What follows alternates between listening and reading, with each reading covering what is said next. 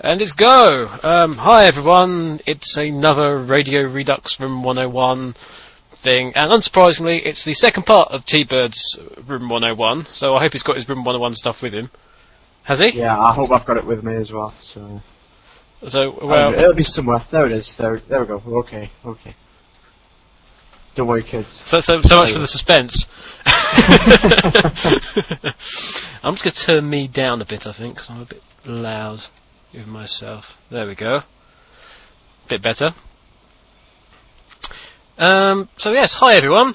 This is, let me think, this is episode 205. Except this is the second time I've done episode 205, because I actually did one, it's the 27th of March at the time of recording, but I did actually do a show on the 23rd of March with DigiCowboy, which had been the first one we've done one in about 10 months.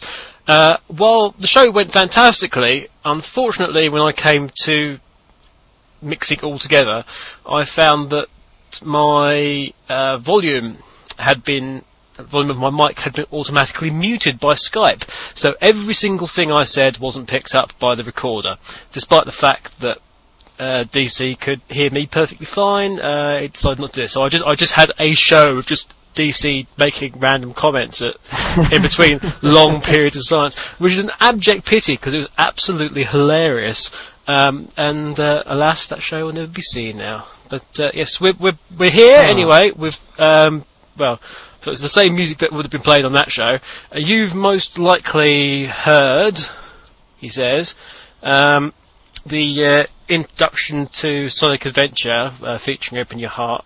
We've got music from Advent Rising, Burning Rangers, Sonic Rush, Sonic 3D, Dungeon Siege 2, got a remix also, got music from Metroid Prime Hunters, and Sonic and Secret Rings, and Heroes, and this, that, and the other. A track from Bare Naked Ladies, because I really like this particular track at the moment, and we've also got, as featured on Bounce FM from Grand Theft Auto San Andreas, Hollywood Swinging by Kool and the Gang, just because, just because, really. If you can't remember what track that is, it's the music that plays every time you have to do one of the stupid dance dates on San Andreas, and they couldn't think of any other piece of music that as an alternate, so it's that every single time. Anyway, that's enough of that. T-Bird's here. Hello. We've got all the questions that has flooded in since the last show, which is actually a lot of questions, including some Digi Cowboy I could actually use on his show, because what would have been the point? We've got the 6 degrees of sonic separation. This week show type thing provided by T-Bird himself, which was the Colorado potato beetle, if I'm correct, yeah? Yes, it was. Colorado potato beetle to Sonic the Hedgehog in 6 steps. What was the Latin, though? Yeah. What was Latin? Oh, don't ask me that. The Latin name, yeah. Oh, something with P, I think. I know. It's not. It's also known as the 10-striped spearman for some reason. It's because it throws little spears at its prey. Makes a really high-pitched squeal before it attacks. He also wears a very small red bandana around his antenna. We go on to that. We've also got a very special T-Bird inclusive Magnificent 7. Have we? Yes, Okay. we have. We've actually got it this time. Because Demix was too slow last time, so we've got to see this one. And various things as well. But we'll start off with T-Bird's first entry on this new show. So I suppose it'd be his fourth entry into Room 101. Now. Or attempted entry. Yeah, my fourth entry is right separate. No, I'm just kidding. That would be an attempted re-entry. An attempted re-entry. No, it's not going to. Heat shield's failing. Pull up! Ground control to Major Tom. No, anyway. My fourth entry is the fourth one on the list, and that would be 4 kids. Yay! 4 kids. 4 kids, because and yet no consenting adult. No consenting adult, yeah. There's no parent or guardian with them, so... So they can just mess up things, yeah, I'm guessing. I'm not going to serve them a pint that they just asked for, so... So explain your dislike of 4 kids. As if we learn... Well... As if we need an explanation for it, but there might be somebody out there who doesn't know, so we have to go on the base of that, sadly. But I think most people would probably agree with you in advance, but hey. Yeah. But anyway, let's just reiterate what everyone else thinks. I would like to direct the listener to vgcats.com and comic number 150, and I believe that about sums up my entire view on it. Basically, 4 kids have ruined quite a lot of TV shows for me, and I think a lot of people agree with that. In the case that, one, they tear apart the storyline, and then stitch it back together in a happy way. And secondly, go, who's the least appropriate character to voice this character? And then they hire them. Yeah. So if you direct your attention, it's first you replace the orchestral music with rap and hip hop. Then you select only the most inappropriate voices for each character. And then you drastically replace vital script lines, plot points, and character traits. There we go. It's just this cartoon is hilarious. It's basically it's got a small kid, which represents the TV show in question, and 4 kids is represented by a robot that only has claws for arms, and basically just cuts this little kid up. And he's got a super soaker now. But yeah, the one reason I'm going to bring my big point with this is I never actually watched any of the Sonic X through 4 kids for the first 2 seasons because I got my copies on DVD from Japan. However, the 3rd season I couldn't get for Love No Money on DVD, so unfortunately I had to watch it in 4 kids. So I watched it. I was like, all right, yeah, it's fair enough. Good series. I watched the Japanese version a few months later, and my God, they just got rid of half the story. But made it so much happier and nicer. I mean, at the end, they really don't play on the fact that Tails has just had to blow his girlfriend up with a giant cannon. It's very much, yeah. It's very, very much. Don't worry, I'm fine.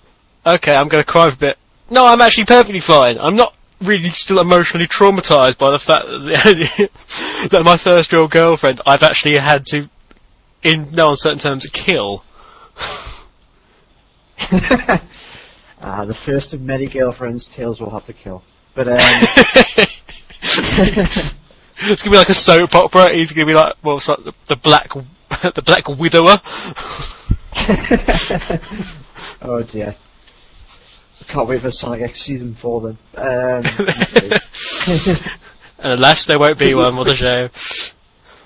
Never mind. Never mind. But no, all the way through the series, they're basically, obviously they're travelling through space on a big spaceship, and they come across a lot of other races, and usually at the end of every episode, the last members of this race will get killed.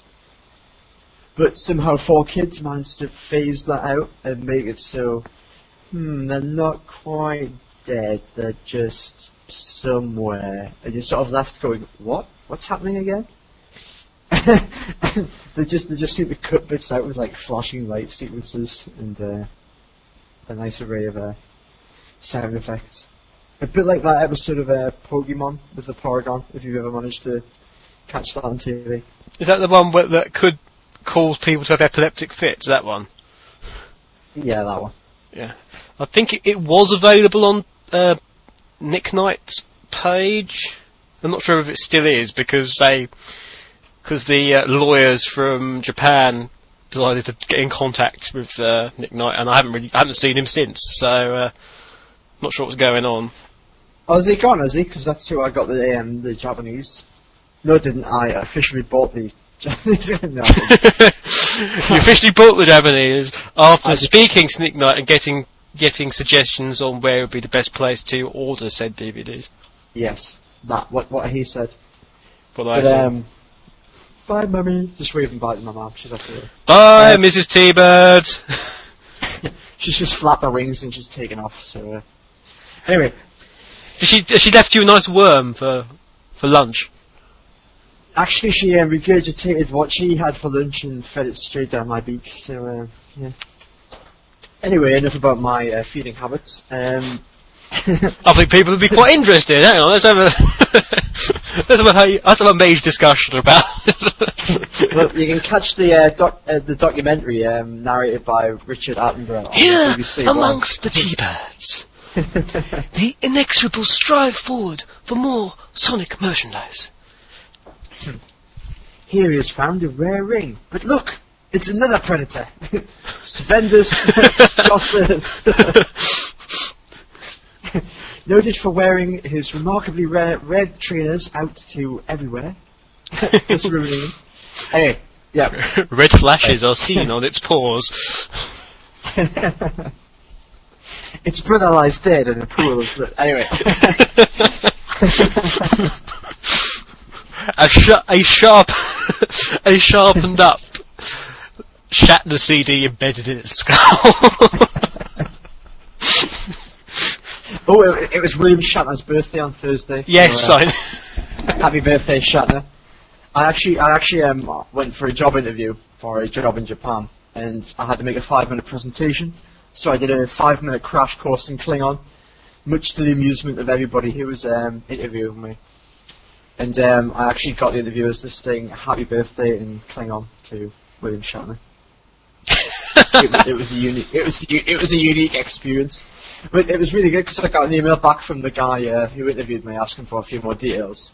And he on Klingon? Off the he actually finished. Well, it was about details, just my personals basically, and he actually finished the email with a Klingon word as well. I was quite impressed. Would that be Kapla? It wasn't Kapla. Kapla! No, it was Kapla! Kapla. Pushlock! But no, I don't know what else it was. Bless you. Yeah. But I learned to click on Tuesday, gave a lesson on it on Friday, and had forgotten it by about 1 o'clock on Saturday morning. Anyway. But yes, there's also a lot of scenes in the 4Kids version where mouths are just flapping and no voices coming out. Yeah, I noticed that there's a lot of... is it the final battle as well? When Amy suicidally leaps into the planet, into the water, to try and save Sonic. Yeah, and then what was that about? There's words, and then Amy says something, and then there's more lips moving and nothing. It's just like, is she trying to breathe or something? Sonic says something, and then Amy sort of half says, "I love saving us, Sonic," and then Sonic says something that's actually quite long, but there's nothing. I would quite like to know why you're suddenly all of a sudden just levitating out of this doom in this bubble of pinkness. She can do that. It's one of these random things that happen. So you're drowning. You two are together. Okay, now you're being saved by something we don't understand or will ever be explained. That's an excellent way of writing around something. They always seem to give Amy like a remarkably just like what the ability in every game that I've managed to play. I mean, in the newest Sonic game, she can turn invisible. Yay! How? Can she turn invisible? You can turn invisible. Well, I can actually understand. Did they infer at some point that, I can't remember if it was in Sonic X, or it might have been something I've thought up, but I could have sworn that somewhere was inferred that she'd done some kind of training with Espio. I don't remember that. I think I might have just made that up in my head, but it would explain that. I mean, but bearing in mind how much it's known that Amy, out of every single character, Amy's the only one that actually trains. And is trying to do stuff. That's one of the only things they've really continued in the games now, in terms of just rules, is just that Amy's character's got progressively stronger because Amy's character's actually been training all the time. Which is why at the early games she could do absolutely nothing, and now when it came to Heroes she could do all the spin dashing things, but it was with like the Sonic 1 sound effects. That was sort of one. That was just a little hidden highlight, if you like, that I really liked. So Amy was then up to sort of Sonic standard, you could say, as about sort of Sonic 3-ish.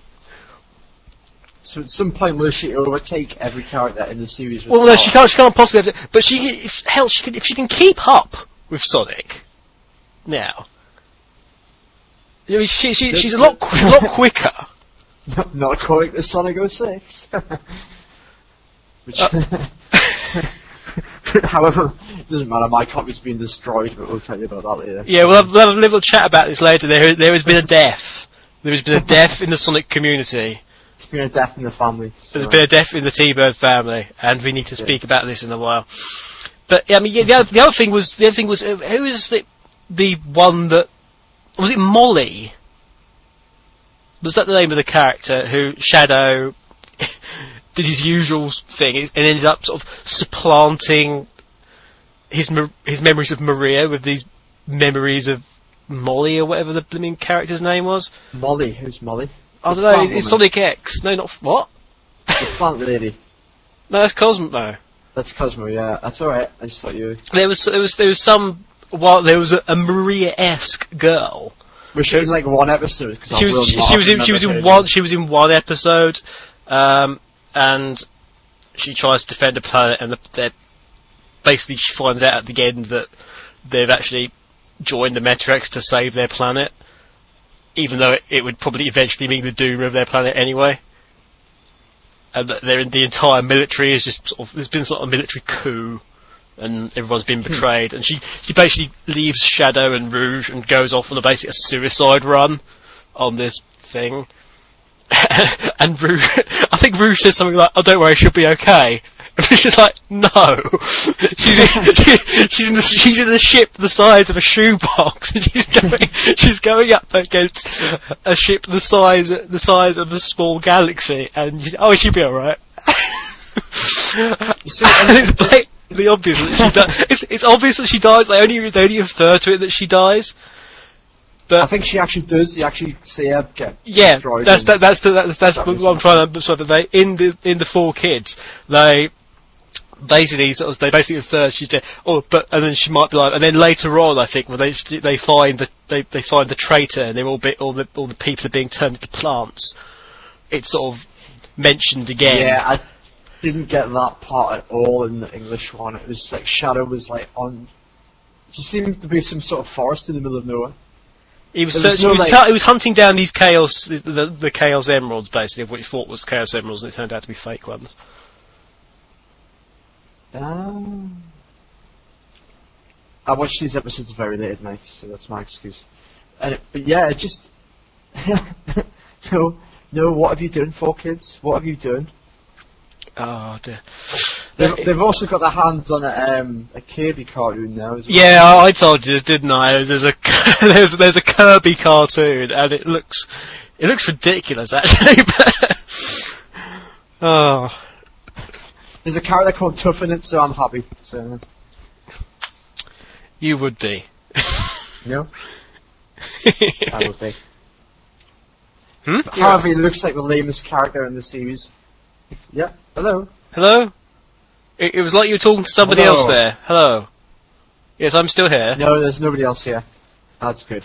Oh, that's good. There's no one else here either. But no. It's just us. Just you and me. There's nobody else listening in. Well, that's me and the corpse. The corpse. Yes. Whose? the dead person. Yes. So, well, I think it's rather obvious what's going to happen at this point, because four kids are absolutely atrocious, and they just actually. What's one of the things? It's one of the things at the end, in the end on the American the Four Kids version, on the last episode. In the credit sequence where everyone's going rah rah, and also Tails is perfectly fine and what have you. They keep showing the Shadow with like the small monument on the rock face, whatever it is, the little cliff, right at the end, and it's like you only in the American one you only see like a silhouette, the Shadow silhouette of somebody sort of standing behind and sort of looking onto this small little monument. Well, but in the Japanese one, it's sort of shown that it's Sonic looking onto this sort of little monument to Cosmo, I assume. I can't remember that. I'm gonna get that episode up now and watch it. But it's right at the end. But in the Japan, that's in Japan. But in the American one, it's never shown. You never see who that is. So it's implied that it's Shadow, because Shadow's not seen in the final credits, because Shadow took a big risk and he might not be okay, and he's frozen time or whatever nonsense Eggman spouted at them. So it's implied. It's implied within the Four Kids that it's Shadow, but it's not. So they changed the ending for characters. I mean, all blooming American things mess up. I think the only cartoon I've ever known that the actual Japanese have messed up is hang on, which one was it? Oh, it's the end of Digimon Series 2, where they actually accidentally swapped around the dreams of two of the characters. And they basically ended up doing what Mimi wanted to be a fashion designer, and Sora wanted to be Sora was always a sort of cooking people stuff. So what happened? Mimi ended up being a famous TV cook, and Sora, who never any interest in clothing or designing at all for the entire series, was all of a sudden, she ended up as a massive fashion designer. And well, is that kind of ironic that you Isn't that teaching Japanese kids, like, you'll never become what you want to be, sort of thing? No, that's teaching. Oh yeah, we forgot, we messed up because it was officially done like that. So yeah, well I think on the basis that 4Kids know nothing about anything. So hold on, you know the shadow, the statue that you're talking about? Is it on the edge of a cliff or something? Is it? Yeah. Because it's just Sonic and the... Yeah, exactly. So in the American one, it's just sort of, I'm going on memory here, so I might be wrong, but I'm pretty certain it's just, you see Sonic says bye-bye to the tree, because the tree apparently, he's able to talk to Cosmo via this tree. Which is just nonsense, because it's a tree. And then he runs off and what have you, and says some really lame, oh yes, we'll stop Eggman or what have you. In between all that, you get just the pictures of the little twisted bit of metal shrine thing, and then just the shadow. Just in between all the characters saying all their things, or singing all their stupid lines. Yep. Let's go, cheese! Joe! Oh god. The horror. I'll fire up the X-Tornado! No. That's it. You'll sit there behind the trolls and remember how you killed your girlfriend, you murderous anthropomorph. I hope he's going for cancelling after that. Oh, great. But I hope it's Eggman's cancelling he's going for. Eggman in it. I need to do another Psych at some time, don't I? Oh. Yeah. That was meant to be a series and it never happened.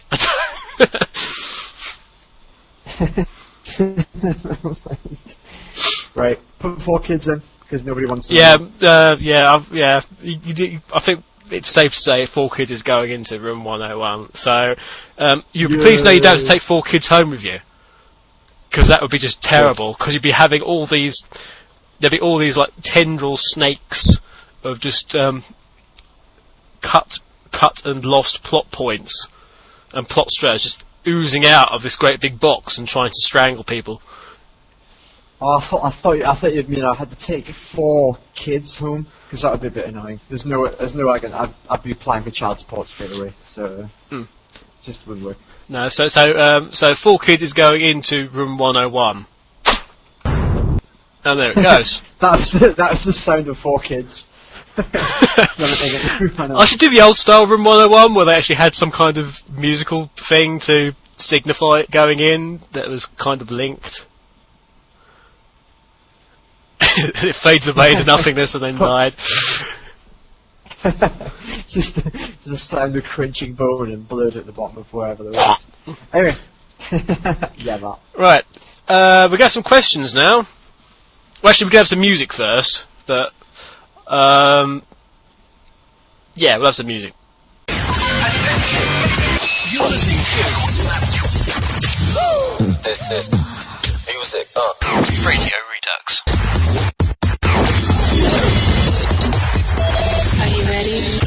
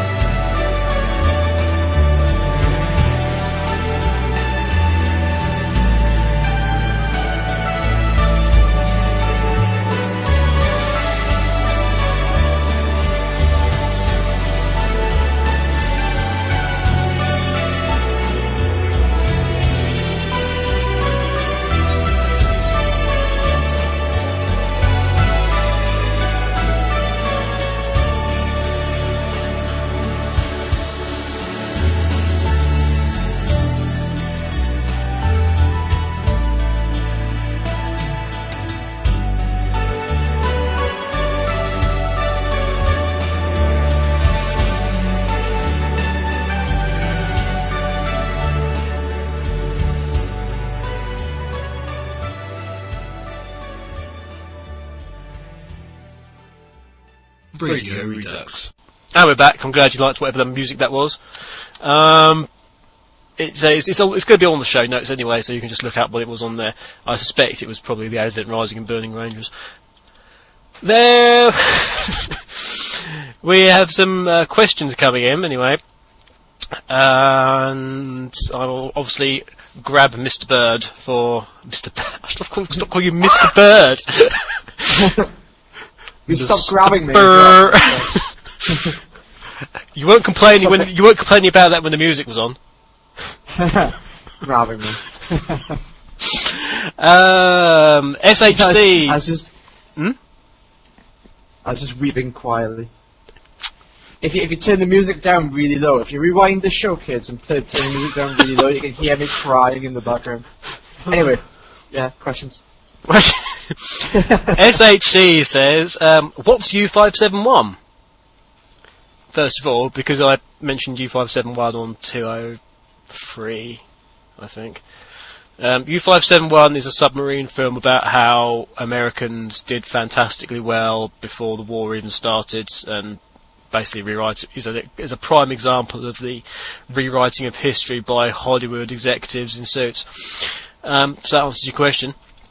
If you had to pick a favourite Satsa song, what... Have I already answered this? No. What was that last question? What's U571? What's U571? It's got John Bon Jovi in it. Well, we can't hold that against it. No, that's what makes the film so damn good. It's got John Bon Jovi in it. John Bon Jovi saved the world. That's all you need to know, kids. Let's go. If you had to pick a favourite Satsa song, what would it be? Ooh. Have you listened to the soundtrack yet, off of TSS? Yeah, unfortunately. I like is it Rock the Place, or... Yeah, was it Brian Foundry? That's good just because it's so bad. Yeah, I agree. It's one of those... I mean, I can't recall any of the other bits at the moment, so that's the one that sticks in my head. And it gave me an awful lot of headers for the Master of the Desert Skin. So, it does well. Do you know why TSS is down at the moment? No, I tried to get on last night, because the easy way of telling when TSS is down is because all the blooming news badders suddenly aren't there anymore. The news tickers. So I then it's completely gone. So I'm just wondering what the hell's going on. But if it's still not there by the time this is recording, I suggest everyone worries. Although if it is gone, that surely that means I am the most senior person. And I am the fandom. It is all mine. You will all bow to me as your king. Yes, I think we're in agreement with that, aren't we? Yeah. SHC also goes on to say, I think it's probably the worst Sonic soundtrack ever. In reference to the sort of like the newer games, or in general, ever. Yeah, that's a good question. So basically, my question is forever. So, yeah. Of the current generation, I would say it was probably one, if not the worst. I was going to say it's on par with the Sonic Riders soundtrack, but the more I listen to the Sonic Riders soundtrack, I actually like some of the tracks on that. There are bits of... If you don't class them as if you start listening and thinking, oh, I'm going to put on a Sonic soundtrack, if you just got it as a background, it's really good. But I'm not really versed to answer this because I haven't really listened very much to the Satsa soundtrack. I usually like to play the game first before I listen to the music. So. Yeah, I mean, I wouldn't say it was the worst one ever because you've got things like Labyrinth. Sonic Labyrinth, which is kind of god awful. Kill Sky Patrol. I wish they'd put the track names on that. Last Week Media, because it's just like track 1, track 2, track 3, I've got no idea what the hell these tracks are. But of course, if TSS isn't there anymore, it's never going to happen. There was more questions somewhere from Research Sheet. Oh yes, I was also wondering if you know what happened to the day changing into night aspect of Sonic 06. Did that not make it into the final game then? No, it's perpetual at daylight. It's because what they did was they actually moved the planet round when they finished the game, so it's close to the poles, and basically it's just perpetual twilight in Sonic's world, unfortunately. Oh, nice. It's just the way we roll. Because that would be a really nice little aspect. Well, it's in some parts, like right at the beginning of the game, it's nighttime. However, as soon as you walk into it, there's like a you go straight into one of the Soliana town sequences after that, and it's daylight already. So Sonic doesn't get out his guitar and play like the sort of passing or whatever it is. Yes, it was Wind Waker. Yeah, that would be nice. However, you'd probably get everyone in it. Oh no, I seem to have raised the dead. Whoops. Everyone at Nintendo going, hacks. Anyway. And that was another question as well about But Sonic. no, they got rid of that. Sorry, another question about keeps showing it Sonic Next, which I don't mind being referred to as. Another question about Next. If you know, what is the Night of the Kronos thing? I keep reading about it and don't know what it is. Yeah. This is my ultimate goal in life at the minute. However, obviously because my family members died, I can't get on with this. I've spent since I got the game, a lot of time trying to get the gold and silver medals on the new Sonic game. And the one that is baffling me the most is the Knights of Kronos, which is unlock the hidden ending to the final story. Now, I completed the game a little while ago, and I got this lovely ending where blah blah blah, Sonic, you defeat this Solaris creature, and you go back in time before Iblis became a big fire monster, and basically Princess Elise blows the flame out, so it basically eradicates the entire storyline, and it was all a dream, which is one of the things I hate about the new Sonic game. It was a Dallas situation, wasn't it? Yeah, it really was. But, yeah, actually, it does work actually because it was like, who shot Sonic?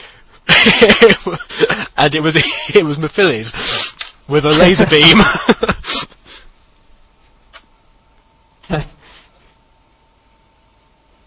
I was quite distraught about that bit in the game, but yeah, I mean, there's an award in the game called Legend of Soliana, which is it's like accomplish a great feat and overcome all trials. That's completed then, basically. Collect every gold and silver medal in the game. Yeah. So I'm going to wait and see when I eventually bring this family member back from the yeah, I think we better, because we might be distressing people. I think they might actually be thinking that that something a family has died. We should be rather specific about this. Tell me what happened, because I'm not really sure what occurred. It is somebody in my family. It's a very loved member. Anyway, this loved member is my Xbox, and to my horror, on Sunday morning, I got the Ring of Death, which, for those of you who don't own an Xbox, is the 3 red lights that come up in 3 of the segments in the little light at the front of the Xbox. And that basically symbolises a sort of a giant hardware failure is going down in your Xbox. And I sort of had an inkling this might be happening, because when I was starting up Sonic on Saturday night, it was crashing a lot about 10 minutes into the game, which was quite annoying. So anyway, I had Sonic in at the time, and when these 3 red lights came up, I heard this horrible sound of... I can only imagine it as taking a sort of a circular sand out of bone, And Oh, obviously nice. I was quite distressed by this noise, so upon removing my copy of Sonic from the Xbox, I found it had carved its sort of name into my copy of Sonic 06, and it now does not work. So, I mean, you're getting it fixed, yes? yes, it's been sent off to get repaired, so hence being revived. So. And we're sorting you out a copy of Sonic 06. So Yeah, the lovely people at Sonic Rex are sending me a new shiny copy, which is very nice of them. yeah, I'm sending you my copy because I'm not having an Xbox 360. There's no real point in me having it. It's nice and sealed and lovely, and it's fine. It's there. Oh, isn't he a nice guy, kids? Isn't he a nice guy? Yeah. What No, should I they're send probably him? going, I need no. to reciprocate this. No, you don't. This is the thing. You don't. Stop. I do. I need to. Actually, would it be alright if I reciprocate. took the manual, if I unsealed it, took the manual out, so I could actually see what the manual is? Because I might scan the manual, so we've got it on my SW or manual's something. fine. But yes, Yeah, it's sure. there. You can almost smell the laminate, and cool. That reeks a bit actually. Laminate. The horrible plastic. You can smell all the fossils that have gone into it. Yeah, we've got more questions. More questions. One from Magdalena Sol, who's a new person. Hi, Outchanger UK. I have a question for you regarding items in Sonic games.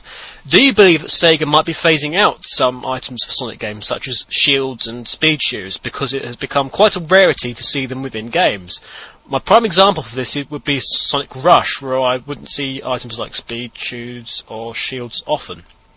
I'm no expert on Sonic Rush, but I mean, surely the whole point of like the dash bar kind of negates speed shoes.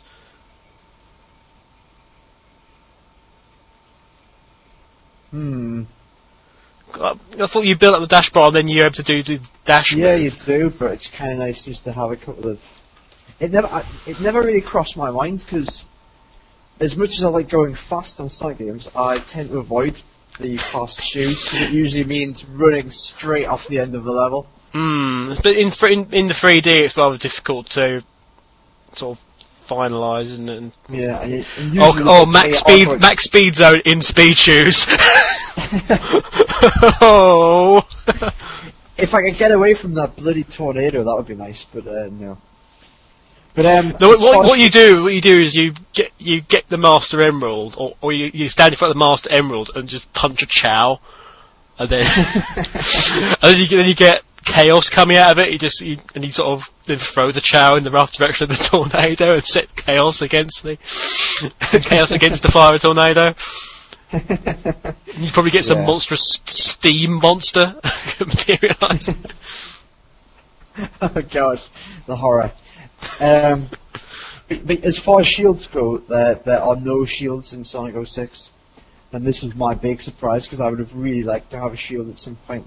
There's at some point you can buy it's what's called a light. It's like you get these gems for your shoes. If that makes any sense, basically you pimp your shoes. But It's like LA Lights, but But all these gems have like a corresponding colour to an emerald. Like there's blue, yellow, green, red, and there's like sky, purple, and grey. And I think it's the yellow gem gives you the equivalent of what was the lightning shield in Sonic 3, which sort of attracts rings and things. However, it is like the most useless shield ever, because basically if you run into an enemy, the shield will go down, but as within the other Sonic shield gets sort of knocked back as if you've been hit. But you don't lose your rings. This doesn't happen. So if you get hit by the enemy goes straight through the shield and then straight through you, thus rendering the shield totally useless. Thus rendering it not a shield. Yes. It's more of a field. It's more a field than a shield. It is interesting because there has been sort of less sort of item boxes in more recent games. And the majority of the item boxes there are just like normal, like 10 rings or what have you nonsense. But I mean, there is very little. And if you know what I miss the rings with. I miss the rings. I miss the boxes with a little picture of Eggman on it. So you got to avoid them. So, that was like the equivalent of the poison mushroom, wasn't it? In a way. Yeah.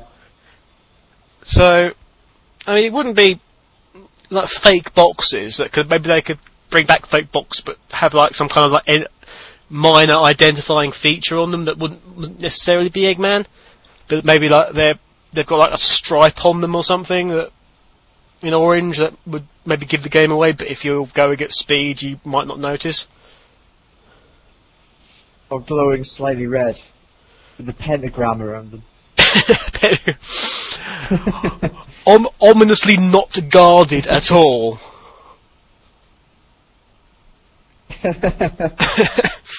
If you walk up to them and chant Big's name 3 times, then he appears. Freddy!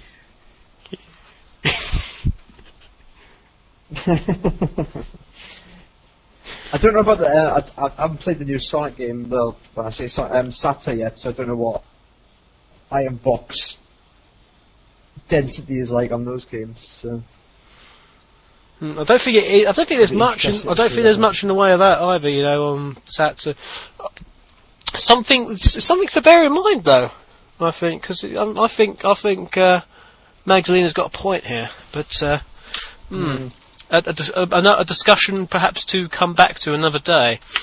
It's time for yours. Well, we'll have some more music, and then we'll hit straight back into your next choice. What is your next choice, actually, just so we know? I've got 2. I'm not sure which one. I don't want to put both of them in, otherwise. You don't want to put both of them in?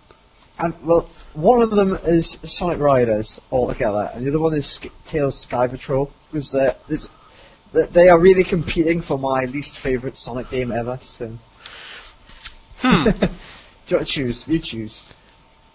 Well, we could talk about.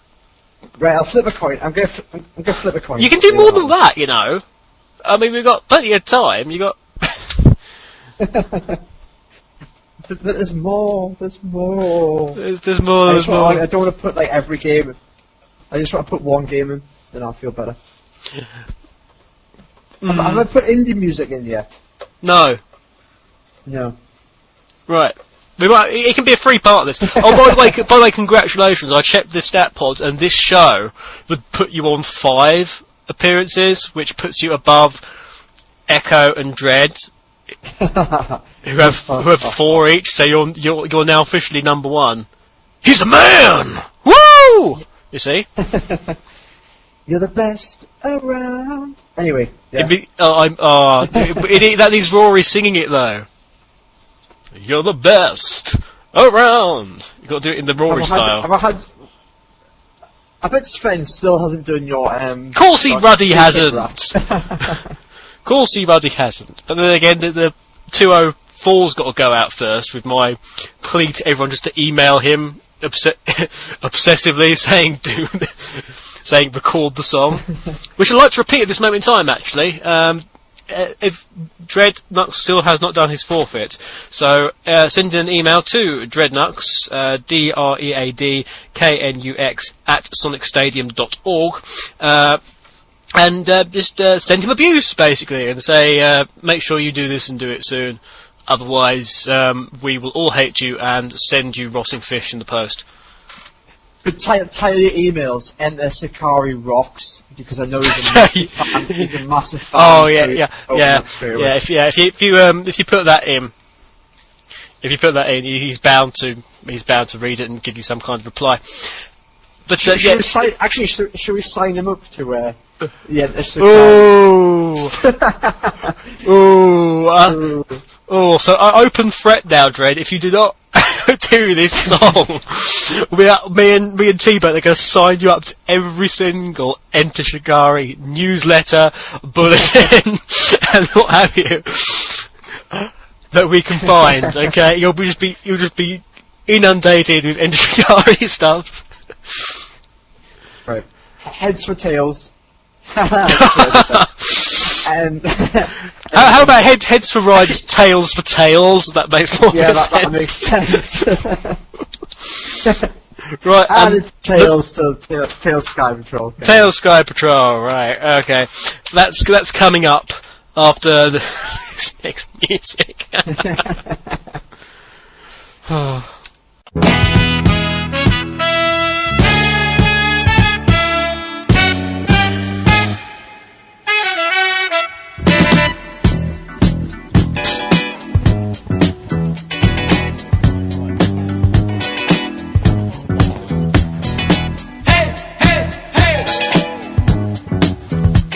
What you got to say?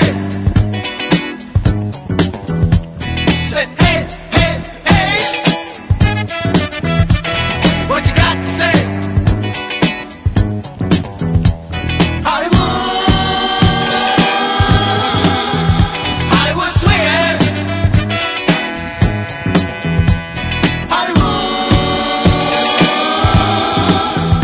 Hollywood swinging. I remember not too long ago, I went to a theater and I saw the Kool in a Gang show. I always wanted to get into a band to sing my songs and then become a bad piano playing man. So here I am in this Hollywood city, the city of the stars, movies, women, and cars. Well, I guess I'll stop. Say, hey, hey, hey, hey, hey. What you got to say? Say, hey, hey, hey. What you got to say? Hollywood,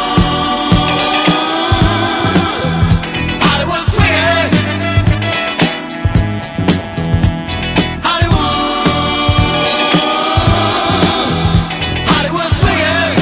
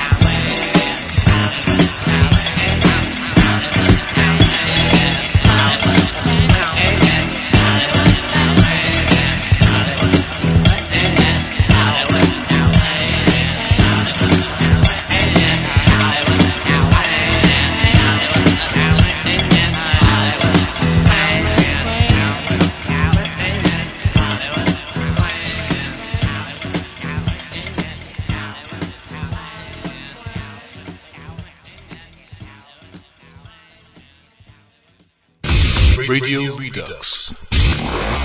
Listener Quest.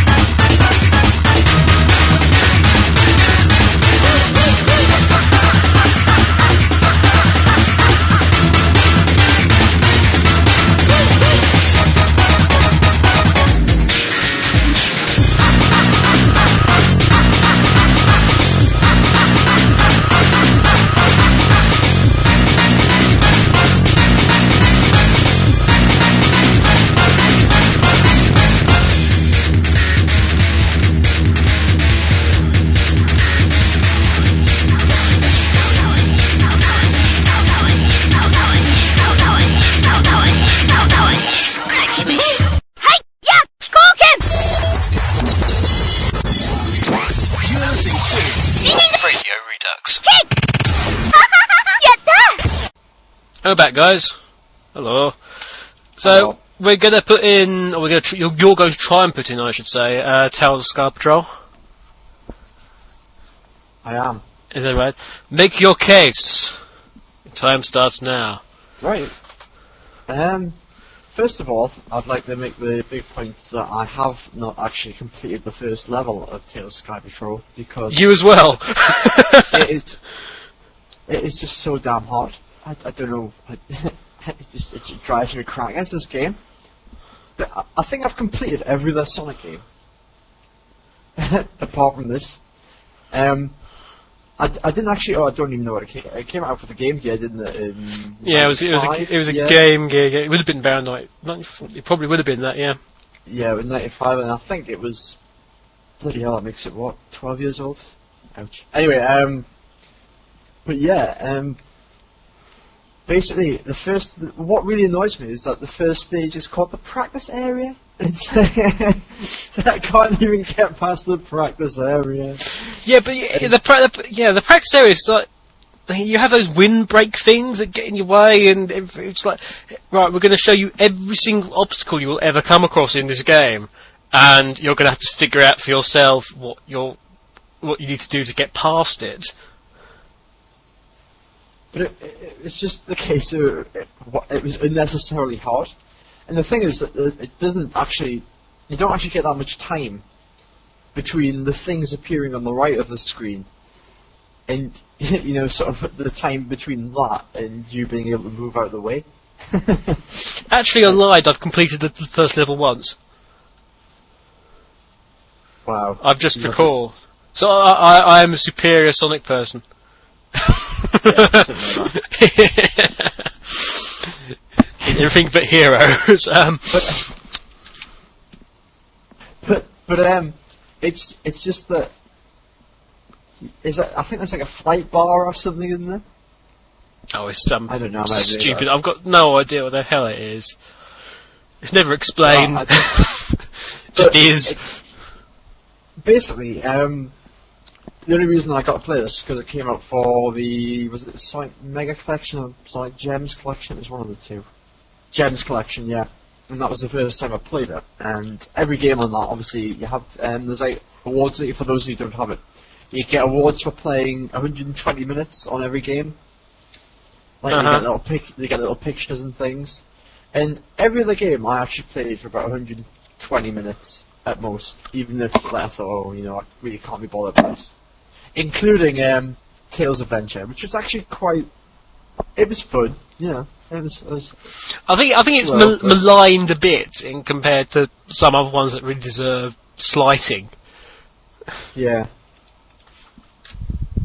But it's the fact that I played this game for about 10 minutes and thought, you know what? I'm not even going to do this. So I actually left the screen on pause for 2 hours just so I could get the bloody award for it. But I've never ever had to do that for any game, and I'm slightly disgusted at myself, but even more at the game for doing that. And the second level's Rail Canyon, isn't it? Isn't that the name of one in... Is it called Rail Sonic Canyon? Heroes? It's called Rail Canyon, yeah. No, isn't Rail... Rail Canyon Yeah, is Sonic Heroes, isn't it? I was getting confused with Sky Rail for a moment, but yeah, I think Rail Canyon is in Heroes, isn't it? That's unusual. That means Sonic Team have actually messed up. Sonic Team don't mess up. Never. Never in a million years. Well, perhaps every so often. Every game. Oh yeah. There is a fly bar, isn't there? Because you've got to collect like candy canes for it. Yeah, it'll keep his energy levels up or something. Like that. Surely you should be like high by like the end of the game, or you should have like a really bad headache just from all that sugar. The entire screens just start flashing. Should have Tails sort of hold his head halfway through, sort of. I think they should have put a bit more healthy food in. Like the second level, you should have been collecting, I don't know, quiche or something. Our favourite. You do like a bit of quiche. Like some quiche. But yeah, this game is really bad. Hmm. What was the name of the boss character? It was some witch, wasn't it? I don't know. I never got up to it. No, it was the character you're seen chasing at the beginning. It told you the name of it, did it? I can't remember that. Wait a minute. Let's find out what this Sky Patrol, isn't it? We're doing. So, hang on. Let's look up Wikipedia, children, and find. I'm looking at it now, and it doesn't tell you anything. Well, I'm going to bring it up anyway, just so I know. Let's go. No, I don't want Atlantis Sky Patrol. Obviously, not that lucky. Tails is.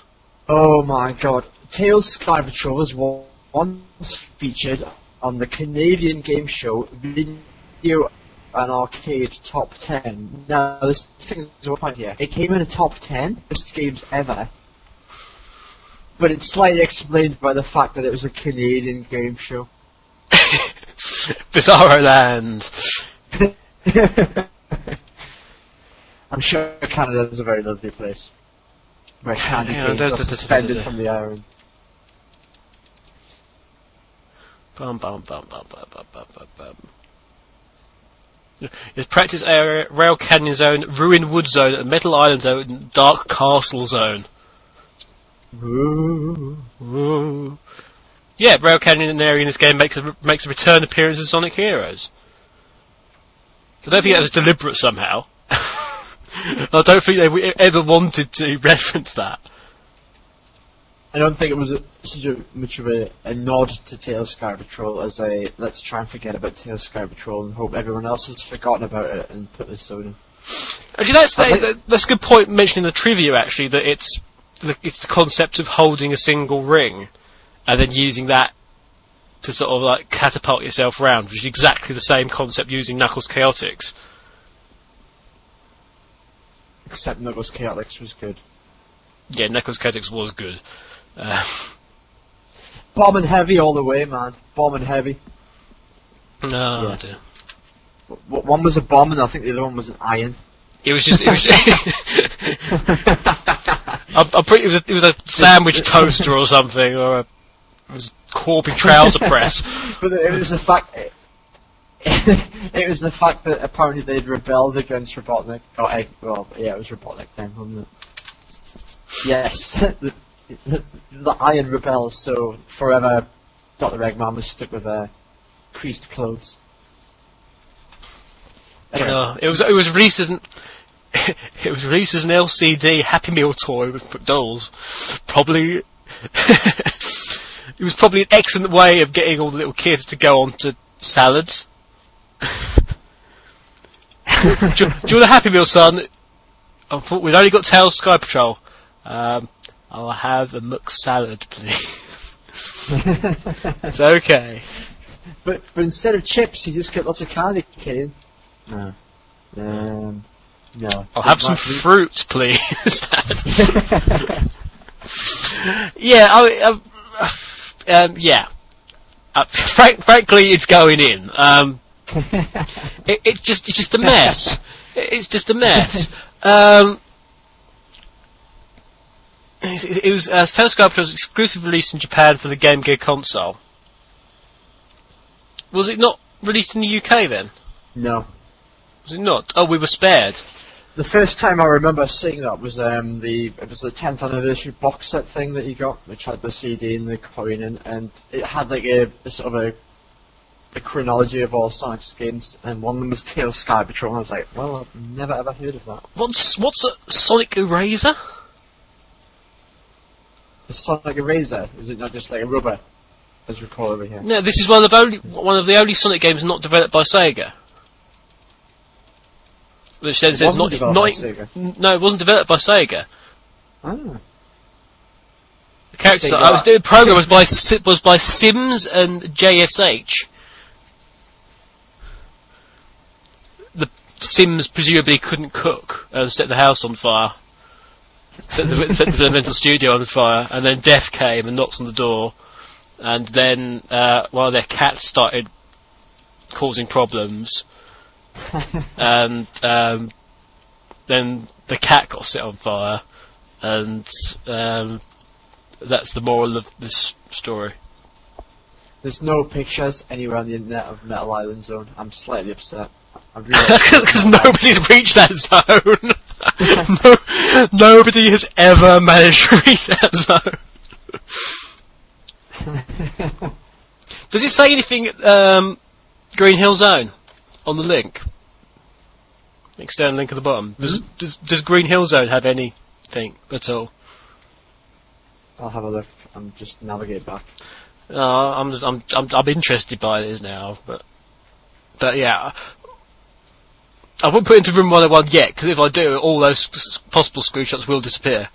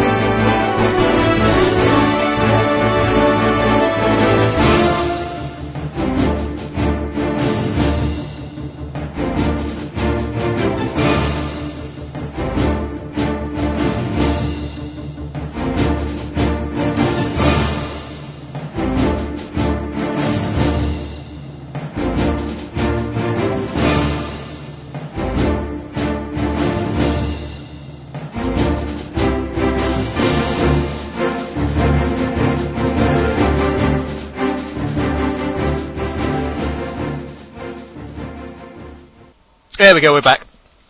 Right. Sorry, we just lost connection for a moment. Hope that doesn't mess up the hot record too much, but it was kind of pretty quick. I was quick on the pausing button, so hopefully it's not completely out of whack. Yeah. Right, apparently the witch was called Wiz. Anything? It says the witch was called Wiz, the old woman. The witch was called Wiz. Wiz the witch. And she calls on a henchman, which... as opposed to Wit the witch. Apparently. Apparently there's 3 henchmen you see in the beginning scene. I don't know, I've only ever watched it once. She's followed in short order by Caratier, Berengue, and, I'm not swearing here, Fockwolf. Fockwolf. Yes. Huh. It's, Any news on this metal island? no. Apparently the candy... I'm Apparently the candy canes were called mint candy in, So were they just humbugs then? basically, yeah. Wouldn't it be better if it were humbugs? It's got pictures of all the obstacles as well. The catapult, the pole, the Kuru panel. The Coo panel. Yeah, it's like a rotating panel. Apparently you've got a triangular passage, so you slip by while they're parallel to Tails' flight paths, smack into one and you lose a life. That much was painfully obvious. Oh, well. Anyway, it's going in. Some of the hello. These screenshots. Yeah. We've got screenshots. We have screenshots. Excellent. Metal Well, Island doesn't look very metal. It doesn't look like there's an island at all, it just looks like... Yeah. There's just one big disappointment after another. I must remember to put these zones into the new swag whenever it is I get round to coding that. Because none of these were in there, although technically Braille Canyon was. It was in Heroes. They all borrow sort of like graphics from other games. Like, where were we? Yeah, there's Rail Canyons borrowed like graphics from one of the Sonic CD levels, I'm sure. Yeah, it's Palm Tree Panic. Right. Oh, see, but now we have a problem. If I put Tails Sky Patrol in there, it will take away the graphics for Palm Tree Panic. Which, no, they'll just take away the present. The future and the past will still be there, so that's alright. I'm hardly around there. But can I ruin Sonic CD just for your vengeance? It's not really ruining Sonic City, is it? Just, Well, I think it might be. Why are all the bad guys at the end of every level, like, in a tiny little spaceship, but with, like, giant head? Oh, it's like super deformed, but not. It really is. Like, as I mentioned, Caratier is... What a name that is. Right, it's a rabbit, believe it or not. But she doesn't look like she's got a body. It just looks like instead of a body, she's got like a sort of a carrot. And she drops smaller carrots. Oh, put this game in, please.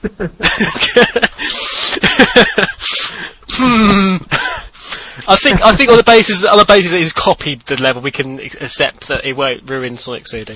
So I think we'll put well done. You've got another one in. Tails Sky Patrol goes into room 101. It's getting louder every time. Yeah. Right.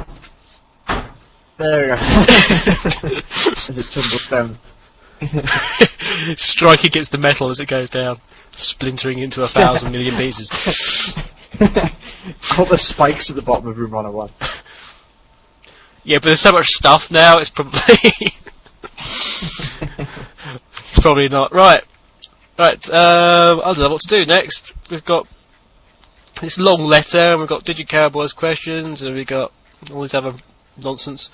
What should we do? Let's do GG Cowboys questions now.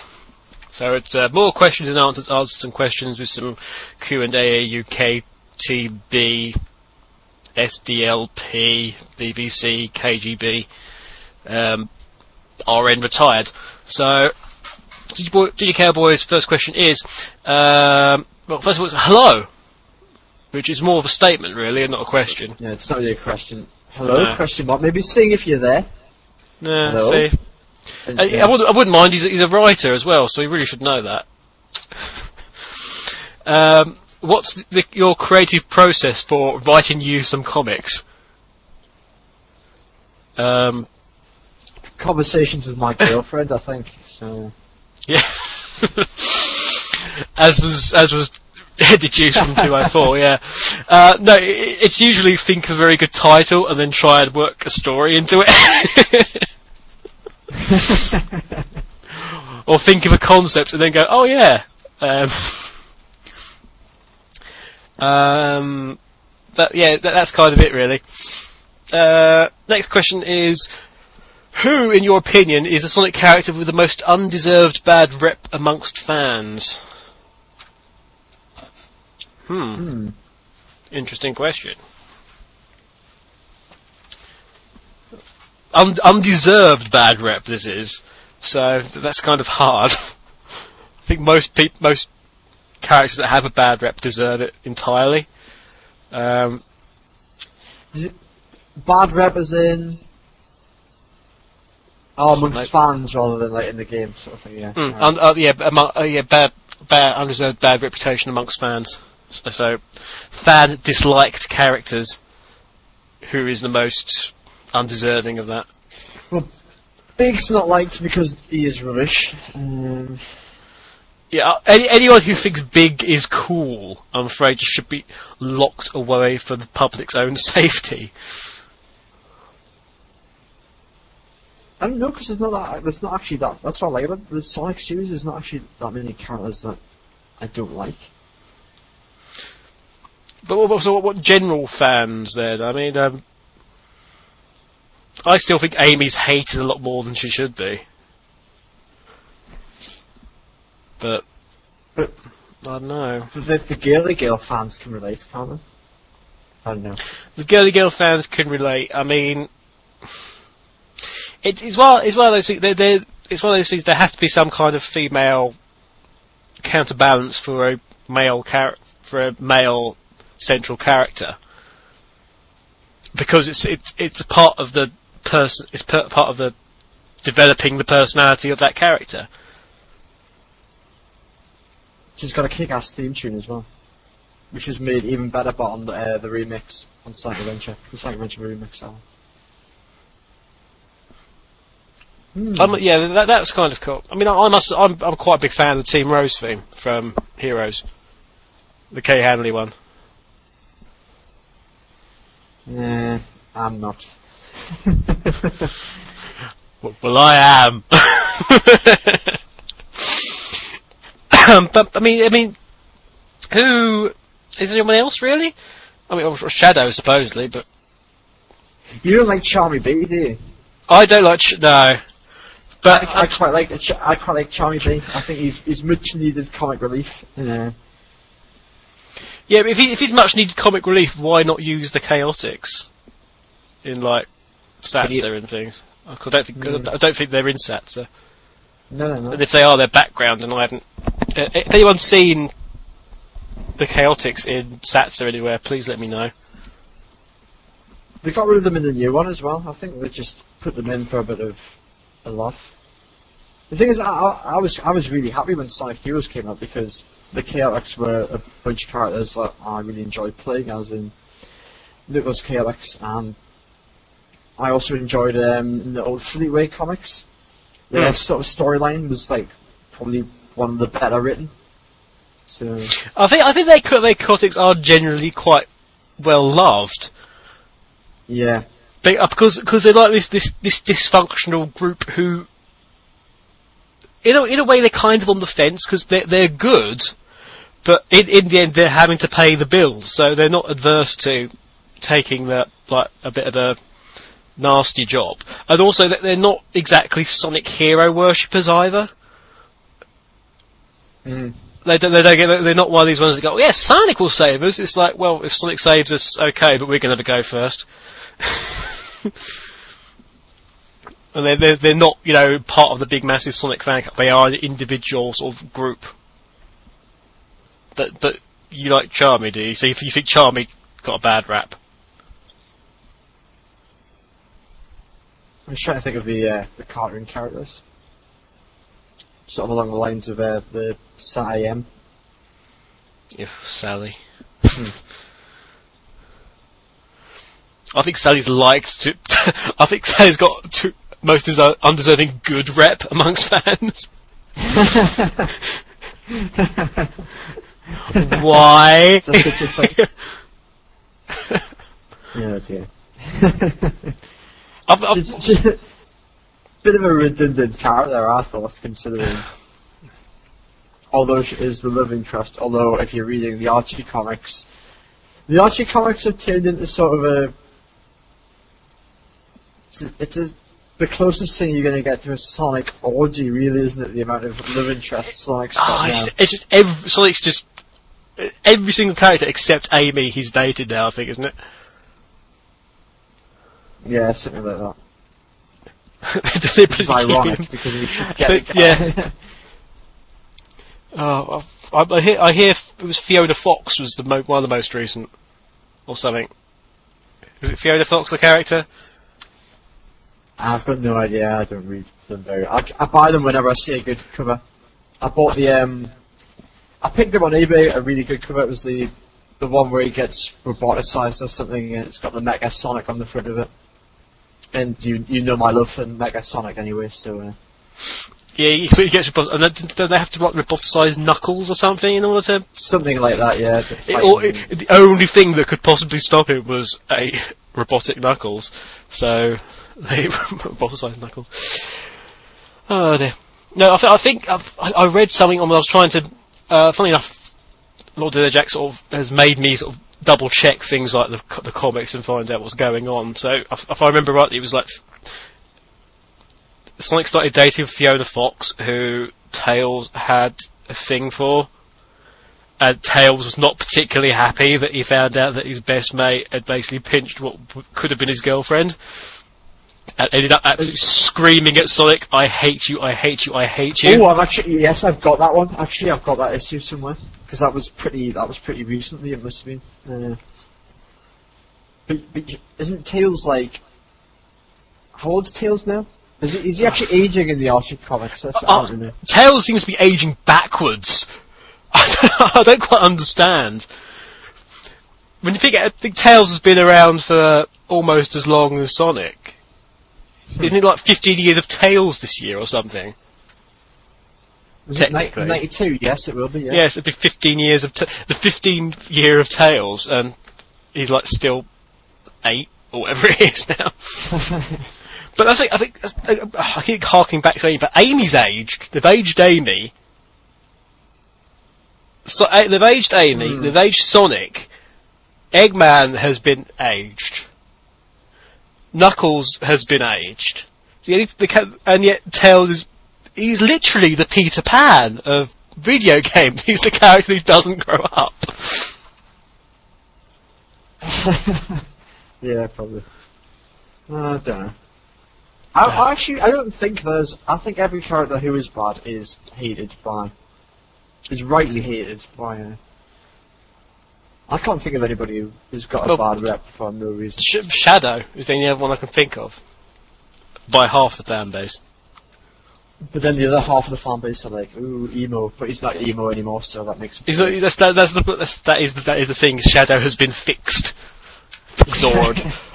In half the mind of the other half who hate Shadow, he has now been fixed. It's 3/4 like him now, and a quarter hates him.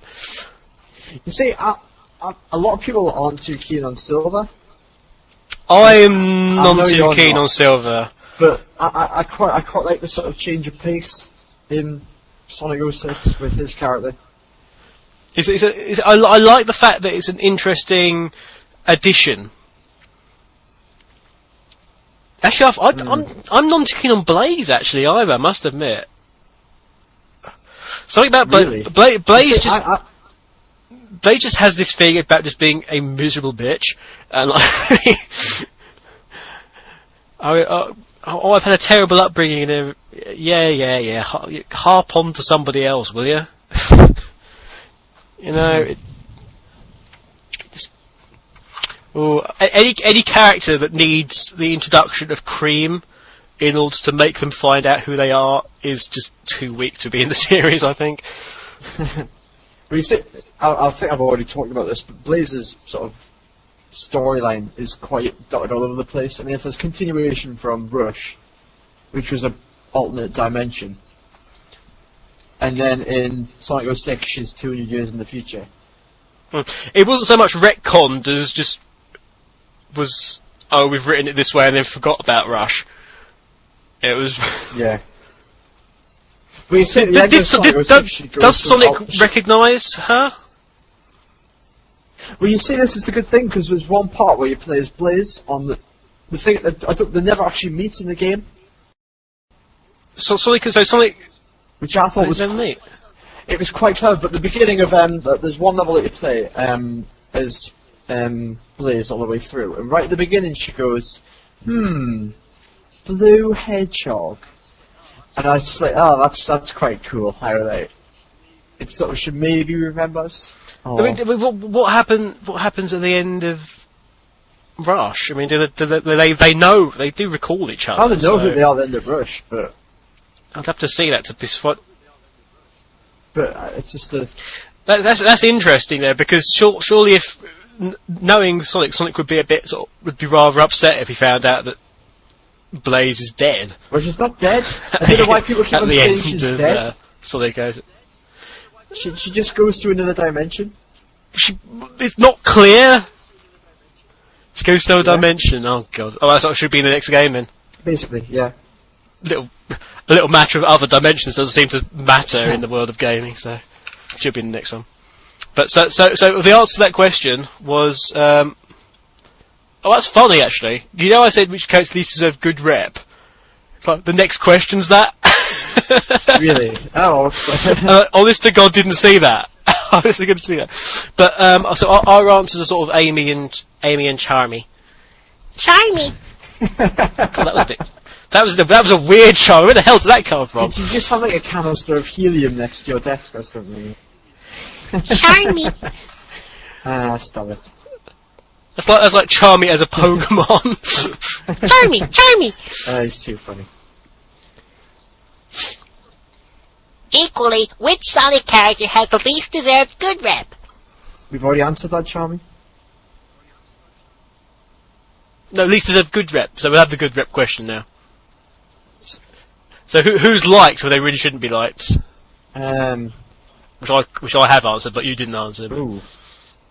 I'm not too keen on the whole. Yeah, I've just been through the whole Archie thing. Most of the characters in that are just like weak, lame, and they're lame. Yeah. We'll skip by that then. I can't think of any of the top of my head. So. What? Final question from DC. What's your favourite food and how do you cook it? Give me the recipe that I might eat as the gods do. Pizza. Probably. That's really ridiculous because I was going to say pizza, but never mind. So I'm going to think of something else now. Well, if it's your favourite food, that's it. It's pizza.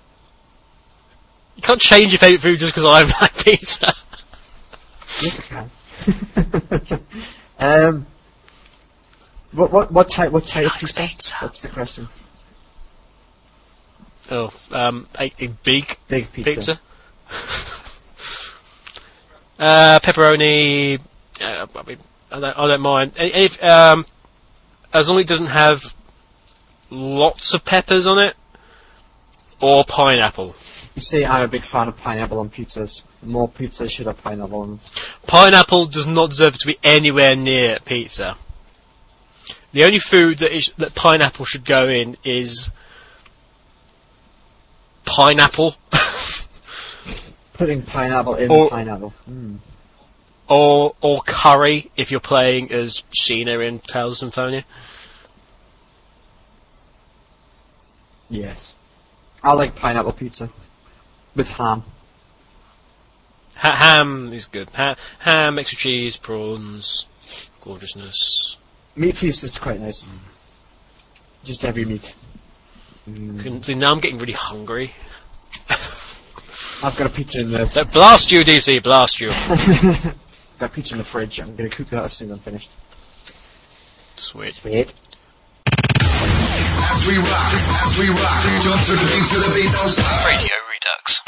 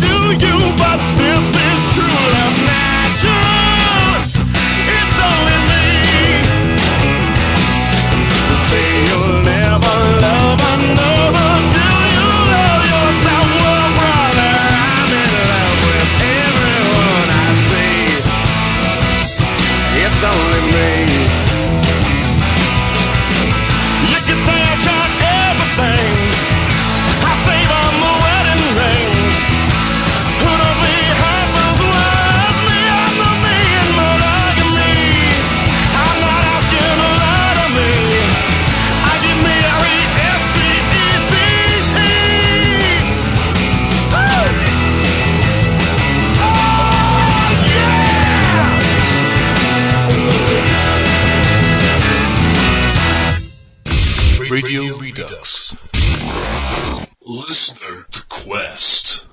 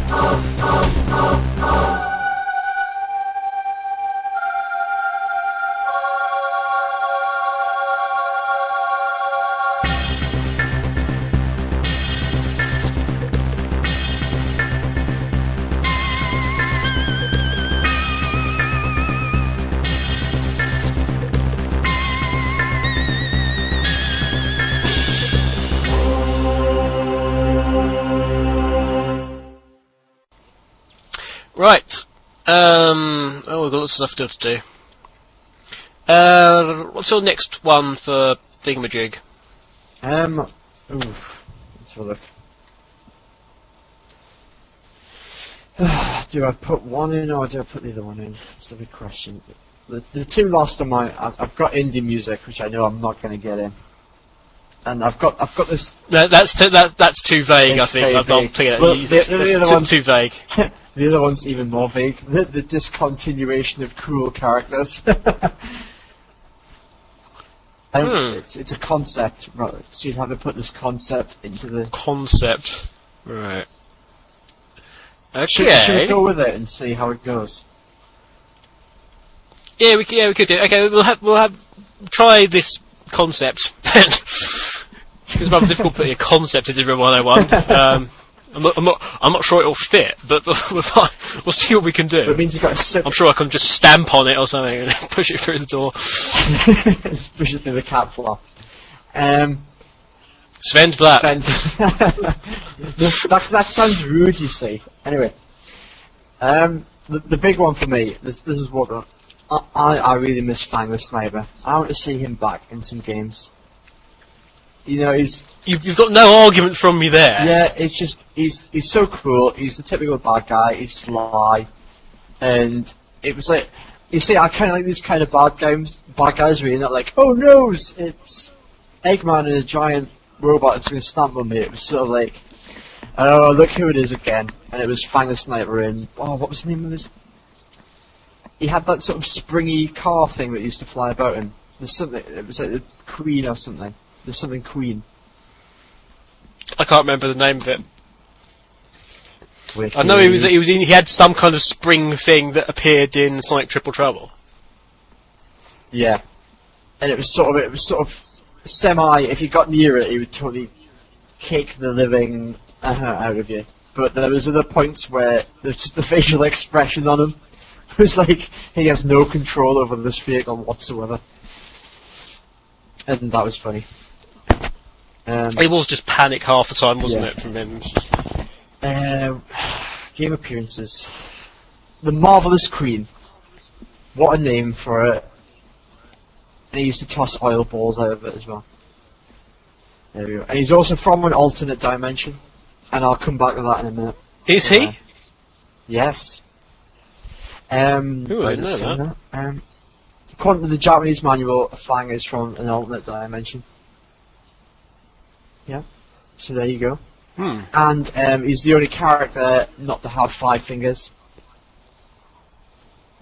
Which may imply presumably signifying that he's in some kind of gang, yeah, or the Yakuza kind of gang. He doesn't have long hair though. He doesn't have long hair though. But for those of you who don't yeah, you explained this. I went to the job interview for Japan. It's basically working for a group called the Nova Corporation. I have no idea. Weren't they responsible for bringing Johnny Five to life? As I recall. Really? In the film Short Circuit.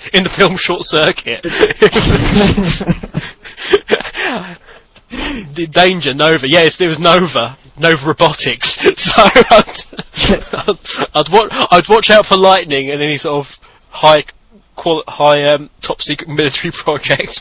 If you do work for them.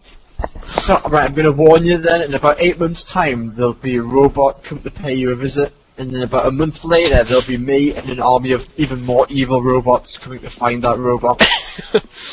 Yeah, but by the time you come, it'll be just like Short Circuit. So by the time those arrive, the first one will be doing like a Three Stooges sketch. Because I've reprogrammed it.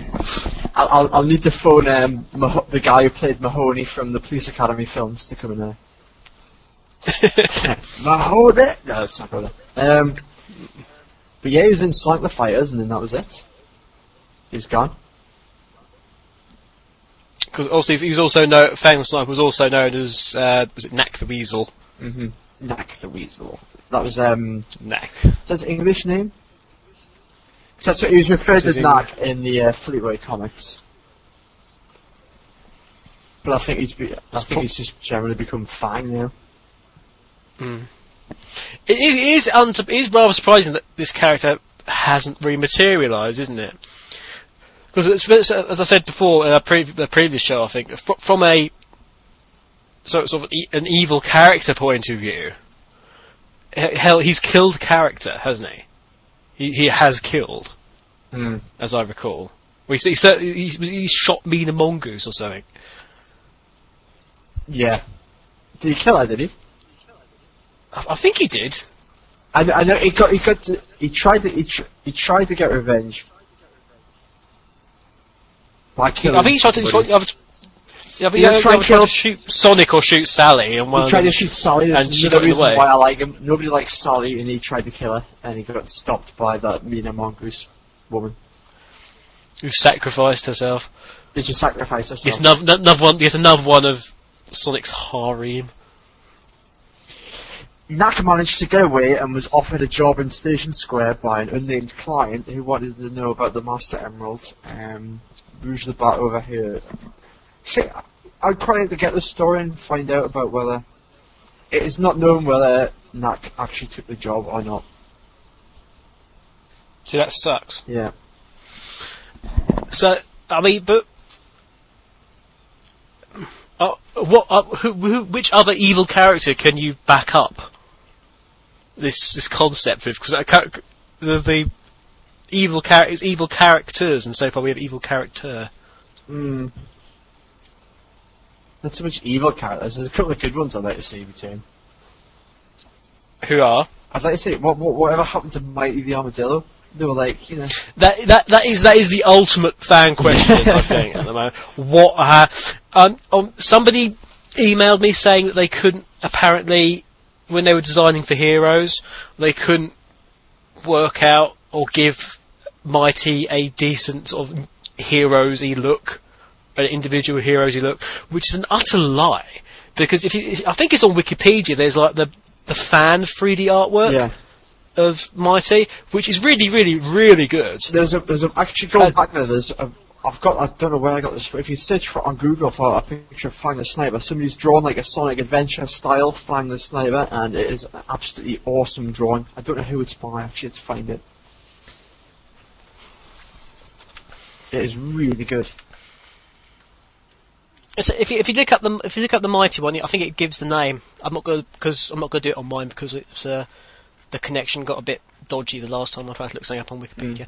So if you check up Mighty as well, we'll just name check the guy who did that because it deserves name checking, I think. Is it Mighty the Armadillo? Yeah.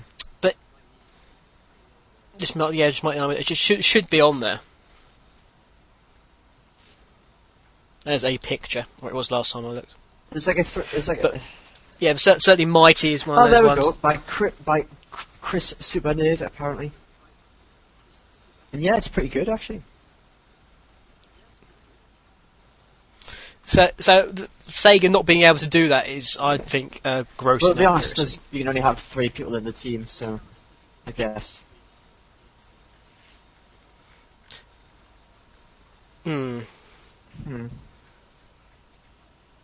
I'm trying to think who you would have.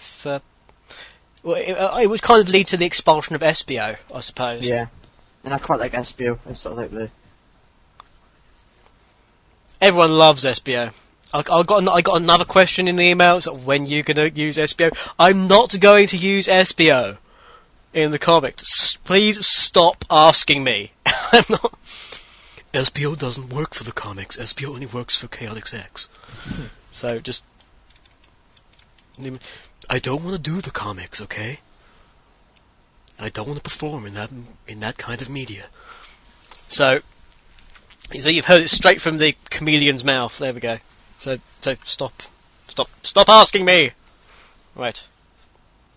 Any other character you'd like to Any other characters? throw into this mix? I think I've already brought this back up. I think I brought this up once before, but the whole one of my favourite bits in Sonic Adventure was going, the little flashbacks that you had, Chaos Emerald induced flashbacks to sort of the echidna. You like this to sort of the echidna time and the pyramids and all that. Yeah, I think really we need to revisit that. I was going to say Tikal and Pachamak, but no, he's dead. But I think that should be done again. But yes, I mean, I'm not sure if I said this on a previous show or not, but one of the things I wanted to do in the future Sonic Rex, when everything with this sort of like big major arc goes down, if I ever do get to the end of that, if I get to the end of that arc and then decide I still want to continue with Sonic Rex, is I want to do something with the echidnas and the cats, because it was one of the things that was mentioned, wasn't it, that they in Sonic, it was either Sonic X or the comics or something, that the people that the echidnas were fighting were the Cat City or something. It was the echidnas versus the cats. So there's a part of me that really wants to do something where Tikal and Blaze are in the same place, and then all hell breaks loose because Tikal recognises her as the leader of her. By the way, she is as the leader of the cats, of the cat people, and presumably, obviously, after Chaos was released, that the cat people were victorious. So I would really like to do that in the future, some kind of story whereby that it sets off Tikal and presumably Knuckles against what would presumably be Blaze and Blaze's allies. that'd be interesting. It is specifically mentioned at some point, and the time escapes me, but it was specifically mentioned that they were fighting the cats. So it seems a bit silly we've got these cat. Somehow I don't think Big's the last, vestiges of of the cat people. You're responsible for killing my entire race. No, I'm not. Let's go fishing as friends.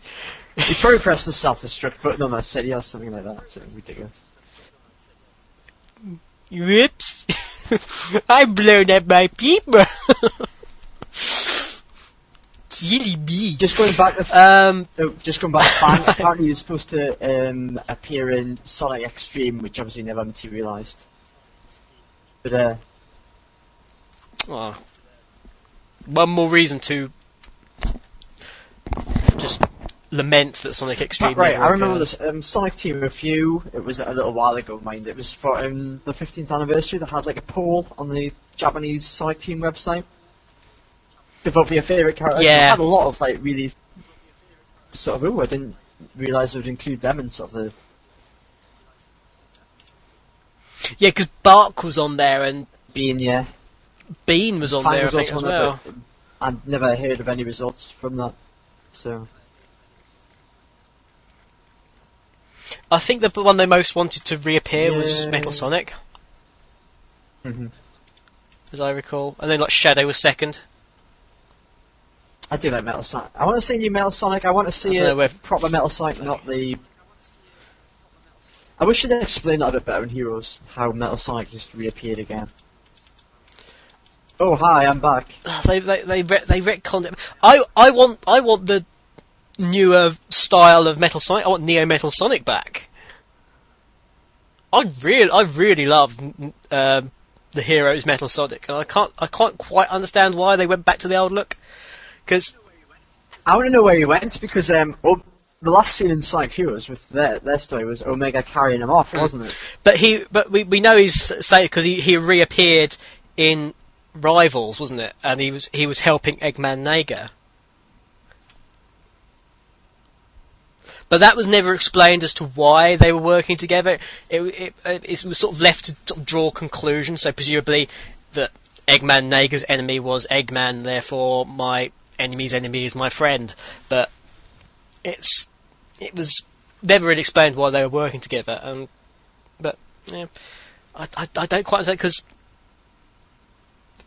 it's not really said if it's a different Metal Sonic or what have you. But it's still, if it was a different Metal Sonic, why would it not be with Eggman again? And it's not like after Metal Sonic gets defeated at the end of Heroes that he reverts right back to his original form. He's still Neo Metal Sonic. It's never really explained why he devolves to that point.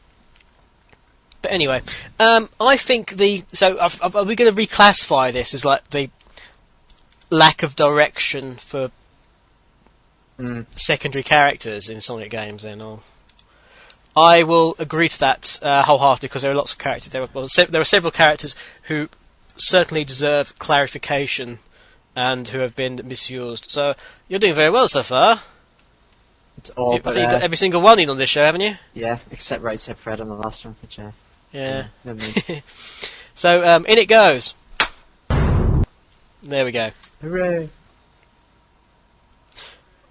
Right, well, this is going to be a very long show, I think. So I've got like how long's the playlist for 205? Oh, so it's going to be like 2.5 hour show probably. Who cares? Yeah. So we do you have anything else as a question? Do you have anything else for Room 101? What was? Just see what's at the bottom of the list. Like, what did I say I was going to put in? I said cabbage, didn't I? That's not going to go in. I've decided cabbage is too important in its role in Sunday lunch. Playing guitars badly in the shop, I think that should have gone in. But again, that's quite a sort of abstract concept. And the one I chose to leave out altogether was the Bohr model of the hydrogen atom and quantum mechanics in general. But quantum mechanics, yeah. Yeah, because if I put quantum mechanics into Room 101, the universe would cease to Only work. on a quantum scale. In fact, our conversation would stop. Tunneling would stop, and every bit of electronics on the planet would stop. Yeah. Precisely. Uh-huh. So there we go. So that's one that's not going in. Okay. Right. We've got Lord Enerjak's letter coming up, and then we've got Magnificent Seven with myself and T-Bird, and we've also got 6 Degrees of Separation, 6 Degrees of Sonic Separation to come as well. So here's some more music, even more music, and we'll be back very shortly indeed.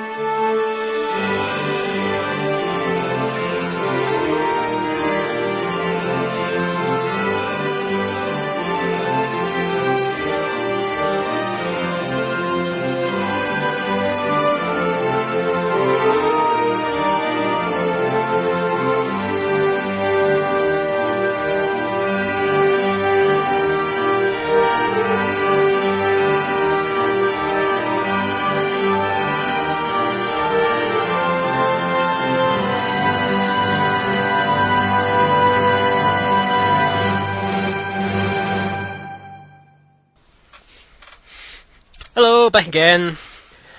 We've got some more questions that have sort of come in that I've just found, but they'll have to wait till next show. So people like Smart Bomb and you others will just have to wait, unfortunately, for another time. Also, incidentally, because I just realised this will probably go out at the end of April, or sort of around the second half of April.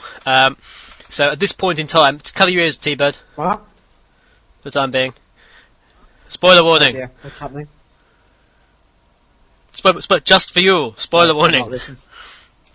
Close ears, and I will let you know via Skype chat when you can tune back in. I'm slightly scared. Sure. Right, so close your ears, and I'll let you know. Turn off the speaker or something. Right, I think he's gone now. Or is he back? Can you hear me? Good. Anyway, yes, hope you enjoyed the April Fool's stuff. Hopefully, by the time this has gone out, that skin will be properly up. If not, you'll have to just wait a while until that becomes the proper official skin.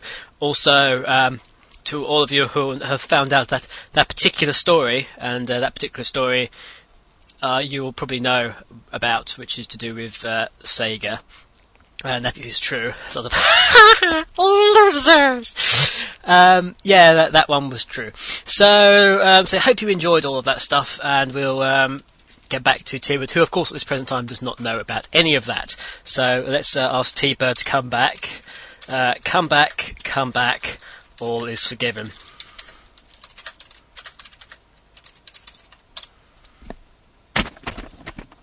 Right. So. Right. And that's the sound of him coming back. You there? I enjoyed some quavers while you were away. So. That is the best thing. Actually, quavers are very, very nice. Although they've changed the pack recently, haven't they? And it's also. But nice text string, I must say. Beats mine. Anyway, So, yes, we've got Lord Enerjak's letter now, and it is a letter, so that'll be interesting. Your request, incidentally, Lord Enerjak, will probably appear on the next show, most likely. Okay, so it says, "Good day there, AAUK.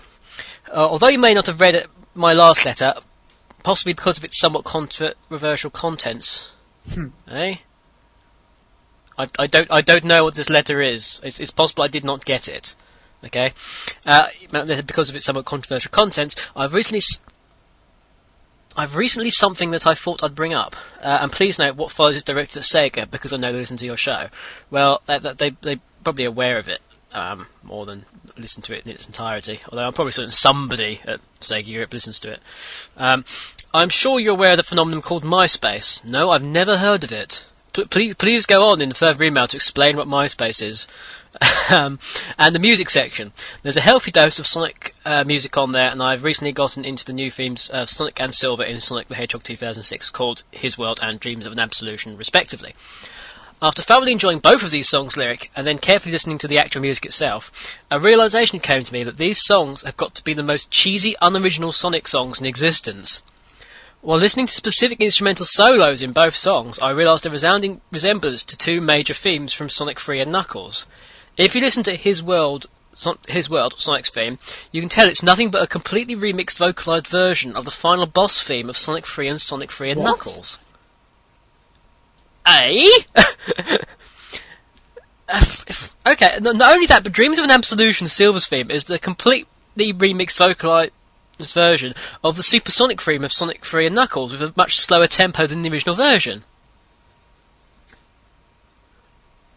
I just think you're wrong. Sonic 3 was like, it was really happy hardcore, wasn't it? It was like, what was it in Sonic 3 and Knuckles? Was it not? Yeah?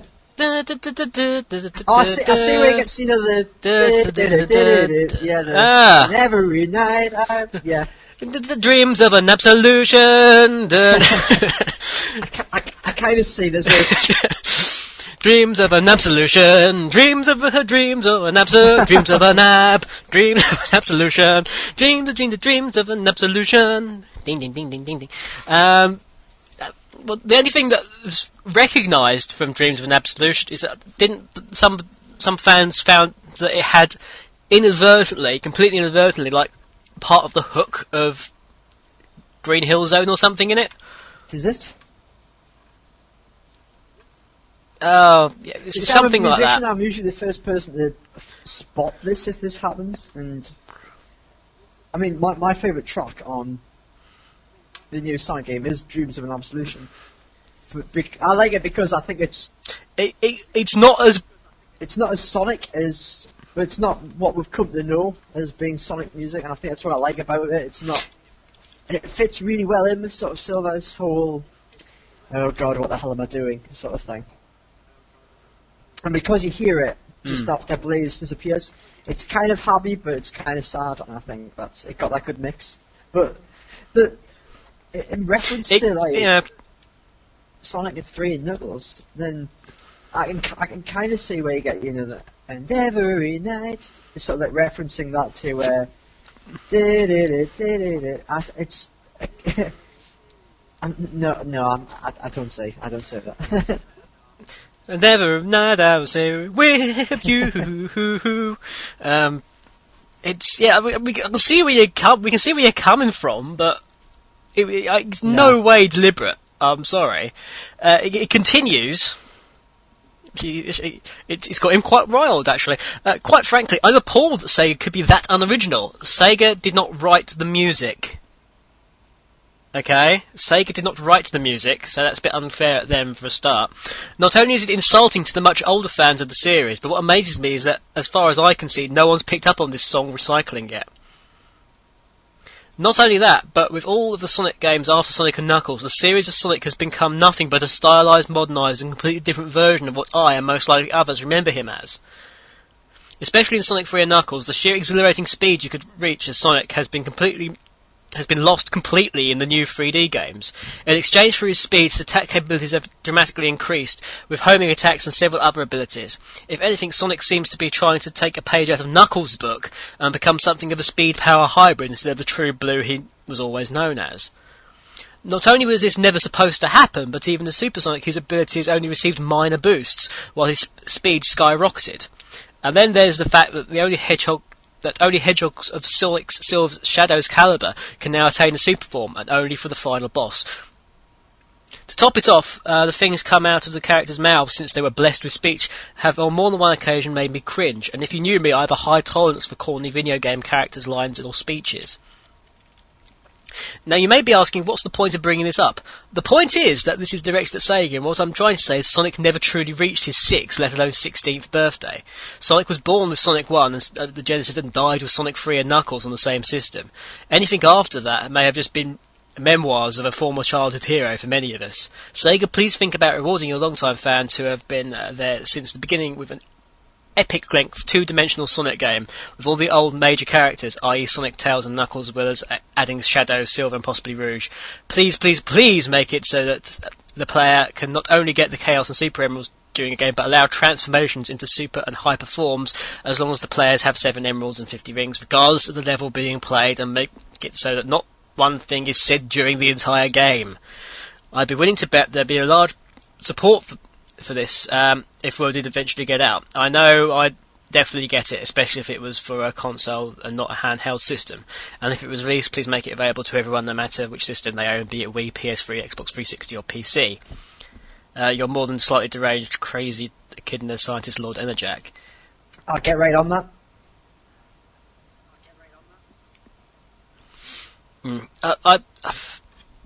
There's a pet peeve of mine, which is that people logging back so much for the 2D. Can I? Hello? Yeah, hi to you. Sorry about that. My connection timed out. Hello? Hello, can you hear me? Hello. Yes, I can hear you. Yes, I'm. Can you hear me? Yeah, That's the we've got question. a bit of a delay Hello. going on, but that's just a connection. Yes, I can hear you, but you're perfectly fine. We've got a bit of delay going on at the moment, though, which is a pain. Never mind. I lost you as just Where you was were I? going to say, "Can I say something?"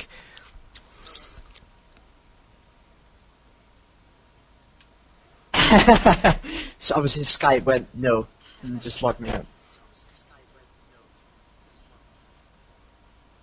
Hello? You there? Hello. We got a lot. Yes, I am. Massive delay. We're getting now. Massive delay. I've got about 6 seconds on my end. Yeah, it's 6 seconds or something. Isn't it? 5. Is that better? Yeah. I'm just wondering if is iTunes trying to do something? I can just about hear you. There we go. Go away. Well, I can iTunes. just about hear me on your speaker. That's I was just being quiet. I was just being quiet then, so that's no real. What's it? You were going to say something about what Lord Enerjak had just said. Yeah, right. Right. I'm sure a large following of fans will agree with me. And well, my personal opinion is Sonic 3 and Knuckles is my favourite game of all time. I don't think I've played any other game more times than I have with that game. And it was a defining moment. And a part of me wants to go back to that time and oh yeah, it was great. But like everything, nothing lasts forever. And things evolve, things change. Or as a wise man once... The arrow of time only points as a wise one man way. once says, nothing lasts forever except the certainty of change.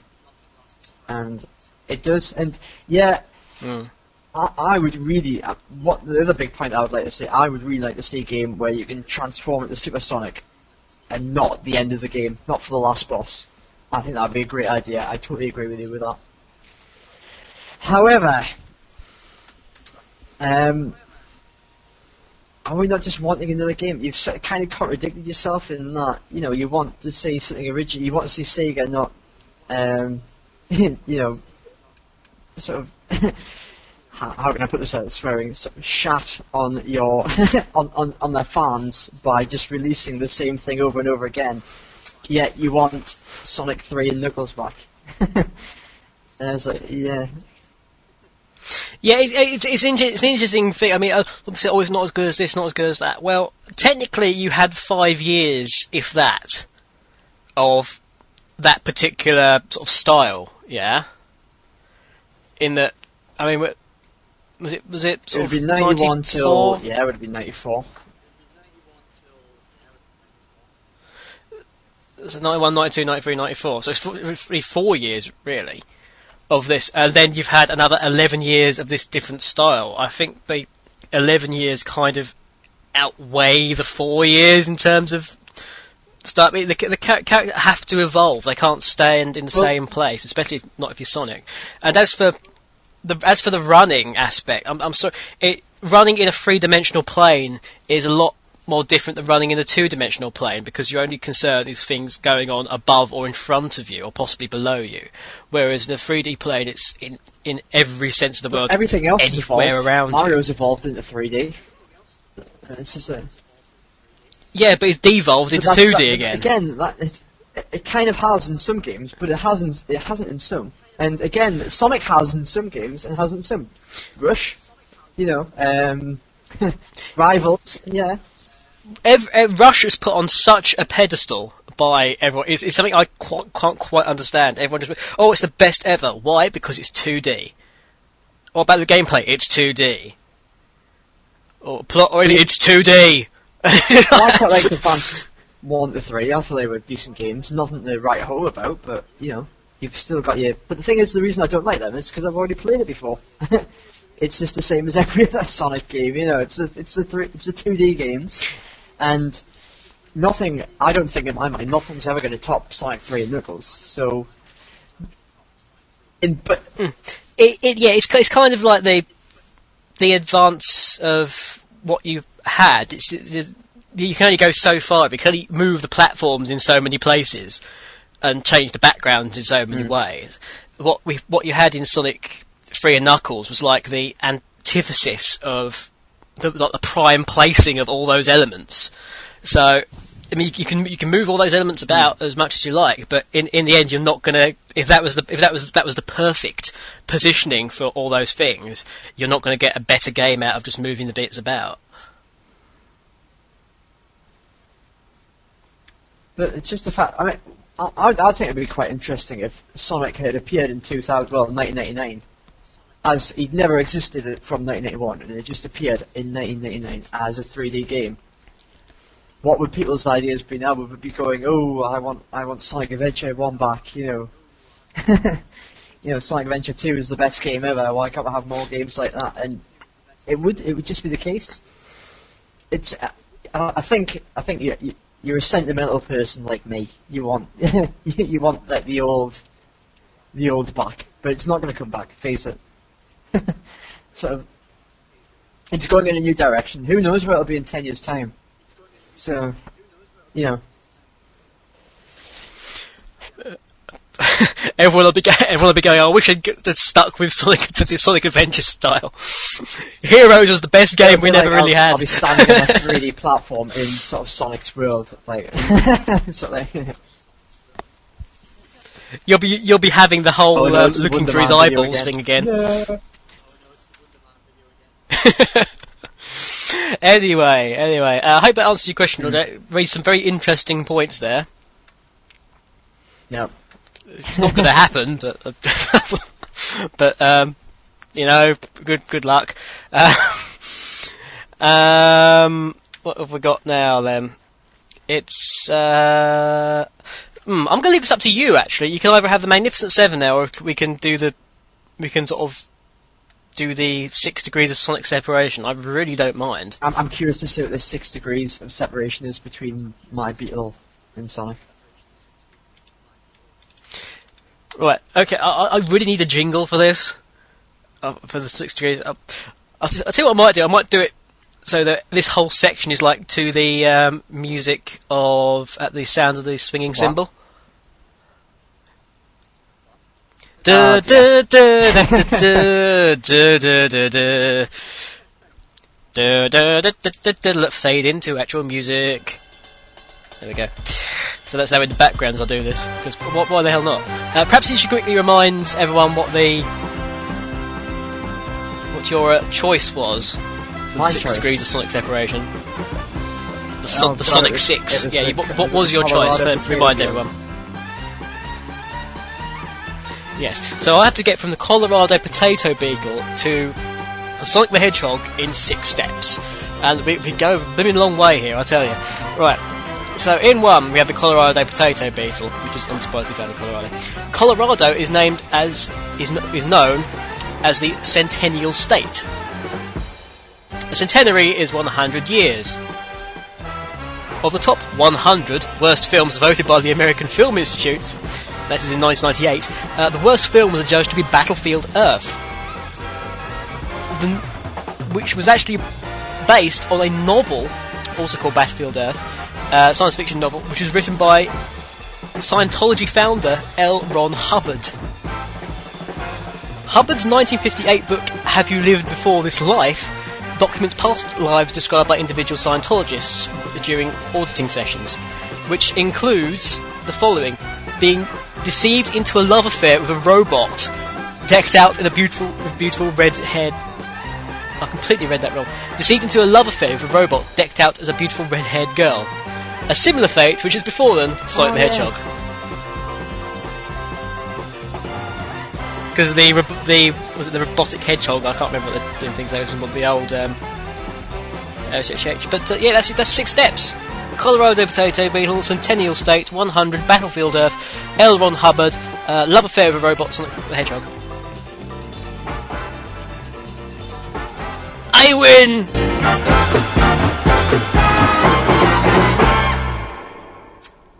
Got it. Yeah, I want to spout something about L. Ron Hubbard, but I don't want to offend any Scientologists. What annoys me is it's got the word "scient" in it, and it's got nothing to do with science.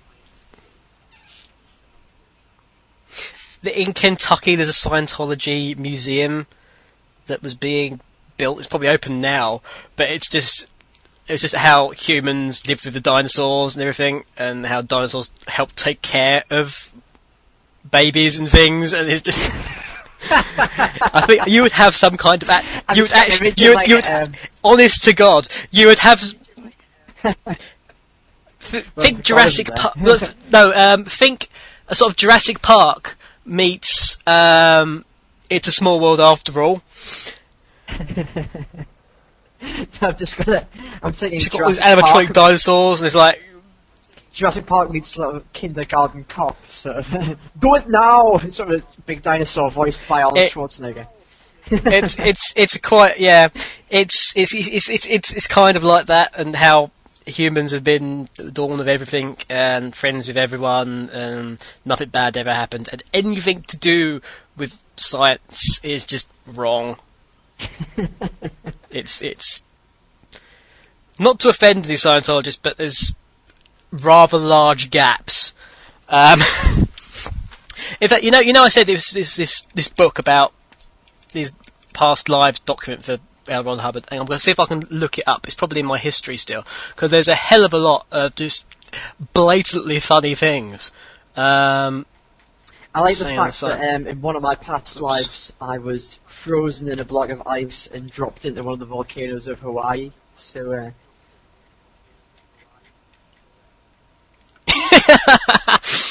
I almost said really for some reason. All the 5 people were frozen by what's his name? I can never Lord Zenu. And we were flown over to Earth. In that look, which for those of you who don't know what DC-10 is like a Dakota, which is like a Second World War plane. Oh, that's strange how we managed to redesign that for the Second World War. Anyway, but these planes had obviously spacefaring engines, and yeah, we were basically we were the people that they didn't want to planet because it were crowded to the volcanoes of Earth, and our souls were. Once we died, the souls flew out of the volcanoes and up into these giant soul collectors, which were apparently these giant sort of spaceship-like, disc-like things in the sky. And basically they collected everyone's souls, brainwashed the souls into believing that we'd gone through all of this history, and then let loose to go into the bodies of these humans that were wandering around on Earth. As you do. As you do. Hang on, Love Affair. I'm trying to find the page it's on, because they're genuinely funny. Oh dear. Hang on, search history. All hail Lord Zeno. Oh come on. Oh no, where's it gone? I can't find it. I'm sad. It was today, Scientology. It was quite funny because at one point I ended up trying to, obviously I got L. Ron Hubbard. I started going down that trying to link, because I was running out of I was trying to link old Mother Hubbard to Sonic the Hedgehog. Thankfully, I never quite got there. Oh god.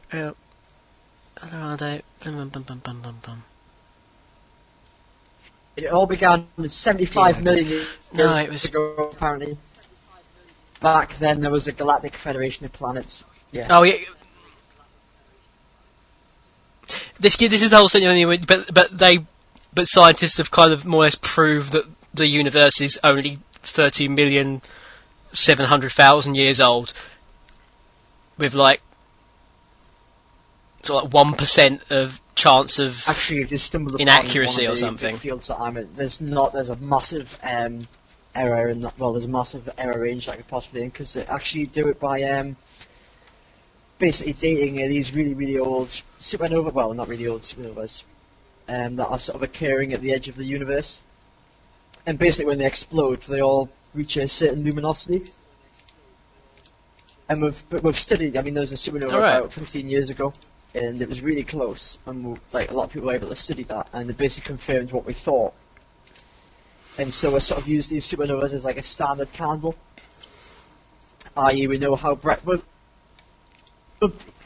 I love the idea. Of using a supernova as a candle. I can't see where I am. I'll blow up that sun, will you? That's more like it. Excellent. What do you mean there's a rush of radiation and a super heat heading towards us? Tough. I've had the torch now. Excellent. There we go. like one of those. I'm sorry, it was a DC-8. Right, I'm gonna put on some more music for a minute, guys, while I try and find this. Meanwhile, I'm going to discuss with T-Bird about supernovas because it's very interesting, but I'm not sure you tuning in for sonic music would be that sort of interested. But I am, so I'm going to put this on pause and chat with some T-Bird some more while I try and find this for you, and here's some more music. Radio Redux.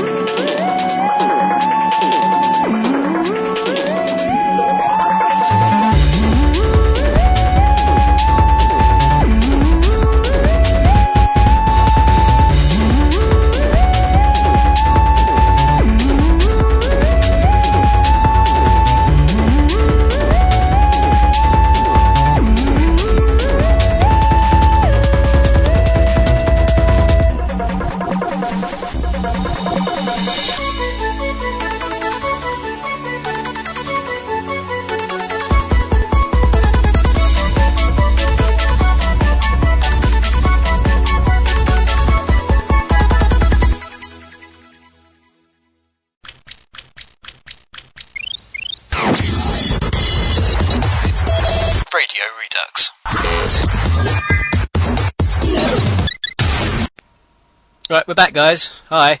You've missed a very exciting and interesting chat about the luminosity of supernovas, which I found out actually really fascinating. But unfortunately, not really, not really suitable for this type of show. But if you do want to find out about that, you can go to your local library, for instance, or use the internet, or you can just speak to T-Bird, and he'll tell you, because he is a scientist. And what does he study? He studies science and what have you. So I was looking for this page. This about say it's his 1958 book, Have You Lived Before This Life? And it documents past lives described by individual Scientologists during auditing sessions, which presumably means they were, counted and filed somewhere. These included memories of, this is what I was looking for, but say being deceived into a love affair with a robot decked out as a beautiful red-haired girl, but also being run over by a Martian bishop driving a steamroller, being transformed into an intergalactic walrus that perished after falling out of a flying saucer. That sounds like hitchhikers. Yeah, that was my fault, exactly. And also being a very happy being who strayed to the planet Nostra, 23,064,000,000 years ago. And that was a direct quote. A very happy being who strayed to the planet Nostra is a direct quote. It's just funny. So it's apologies if we have sort of insulted anyone, but I'm sorry, that's just silly. Anyone who can take that as remotely serious and just not the work of nonsense. Well, it's just a religion that was written by a science fiction writer. Yes. A dodgy science fiction writer at that. Apparently he had a private yacht and he used to invite young boys on the private yacht. Enough said. Right, moving on. That means it must be time for...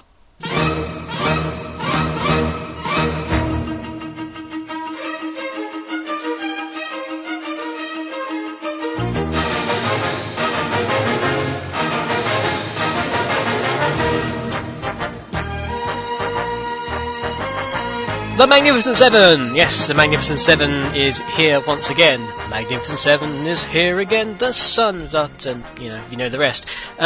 We've got 7 questions sent in by Derek's, of which 4 are for T-Bird and 3 are for me. So, well, let's and relax. I must stop clicking this mouse. It's just getting a bit ridiculous. Question 1 of the Magnificent Seven is directed solely at T-Bird for reasons that will make me clear in a second. Your hat seems to be a trademark for you for some reason. Where did you buy your Knuckles cowboy hat? My Knuckles cowboy, it doesn't have stars on it. So it's not a Knuckles cowboy. Actually, when I bought it just occurred to me afterwards. After I bought it, even that it resembled my fangs and I don't know, it's on the ground next to me. Sort of resembled fangs and Knuckles hat. I bought it. It's quite an interesting story, actually. I'm a Newcastle fan. Newcastle United, to be specific. And when in the days of old, when we used to be a good football team or soccer team, depending. So was that the 50s? This is the 50s, yes. Sadly, it would have to be the 50s. Or 1994. It was Premier League 1985, best sticker book ever. Anyway,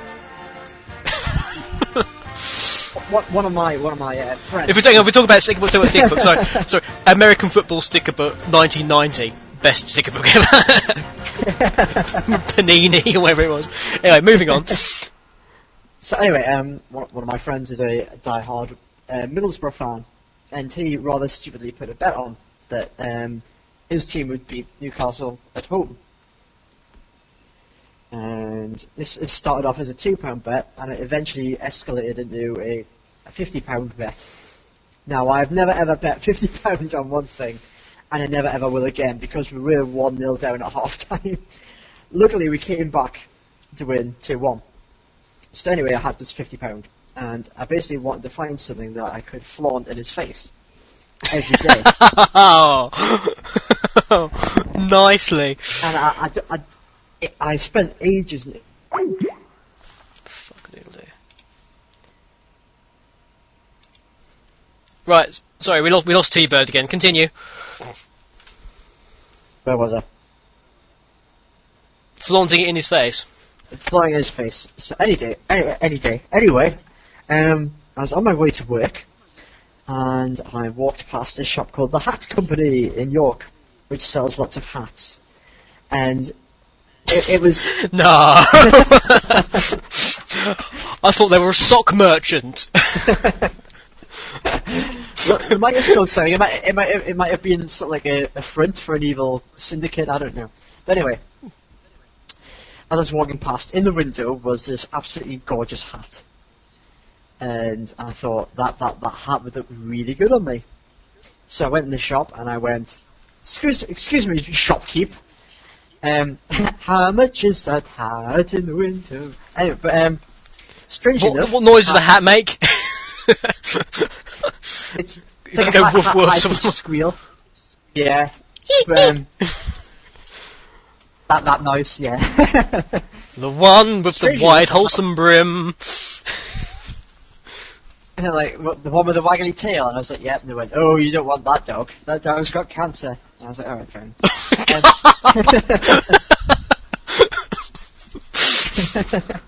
That's well bad.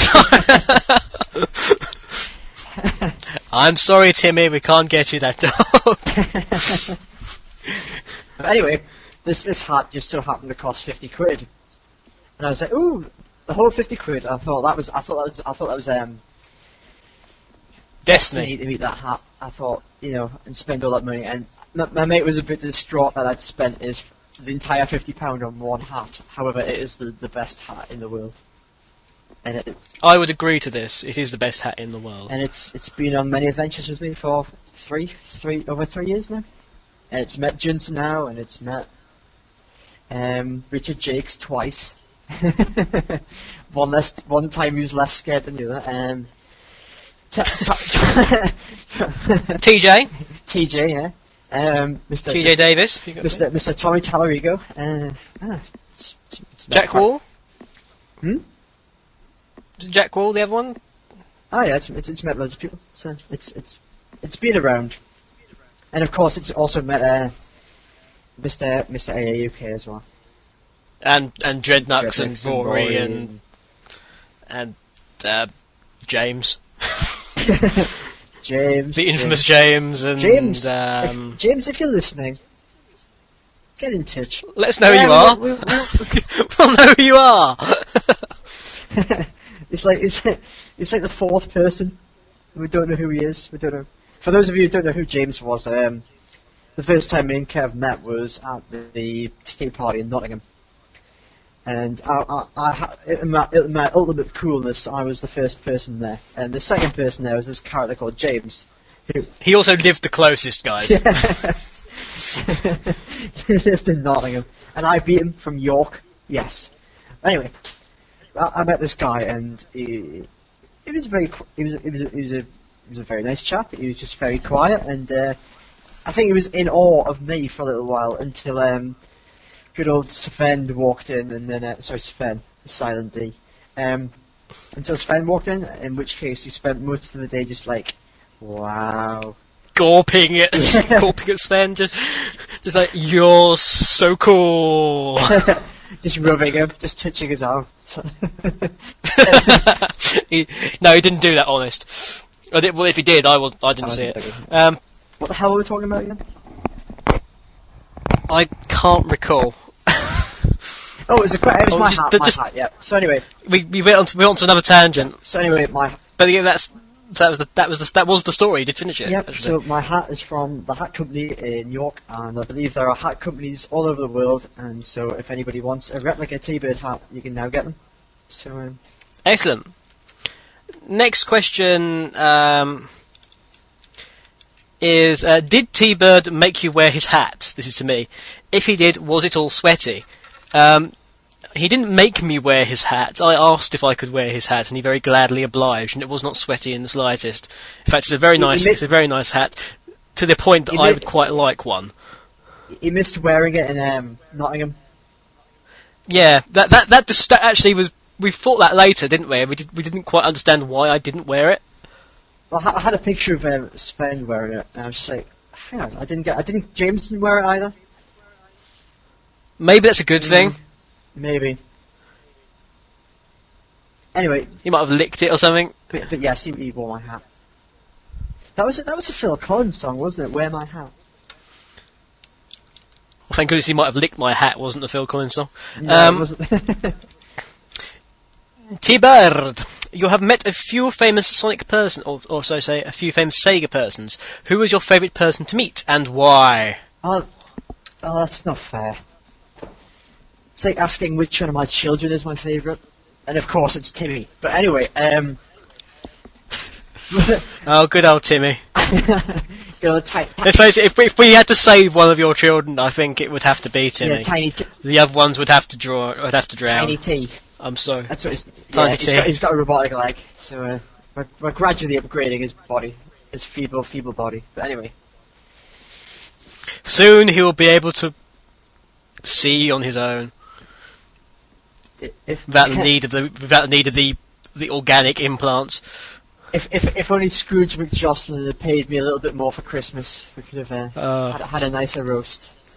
I'll tell you what, I'll sell the Shatner thing and I'll donate the proceeds. God bless us, everyone. Anyway, what was the question? Oh, which one was it?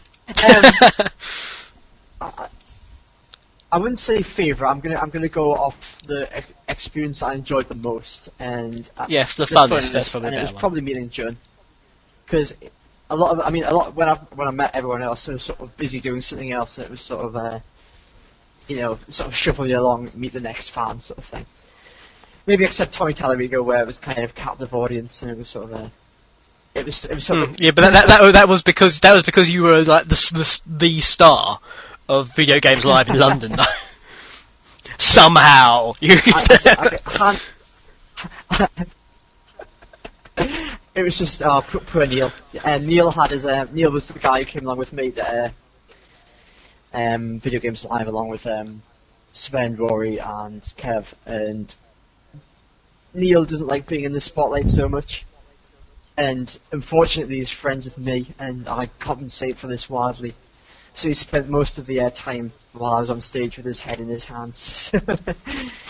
Poor guy. But I've hands down, I've never been so scared in my life. It seemed like such a good idea at the time, and then when you're up on stage, it's like, oh dear, I'm quite scared. Plus, I had to play Space Invaders quite disconcertingly in front of about 2,000 people. That was scary. But that was the scariest experience I've had.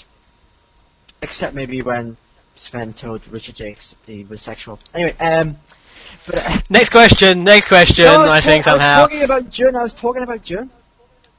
Oh, go on. But yeah, Junson now is probably one of the coolest guys I've met. I mean, I spent the entire day with him basically, and it was a really good laugh. He I don't know, he emits cool. He's got an aura of cool about him, and he had lots of things, nice things, like guitar picks to give to me. Ooh, guitar picks. Oh dear. Right, we can move on now. I feel better. Right, like what's Scotch. the next one? Scotch.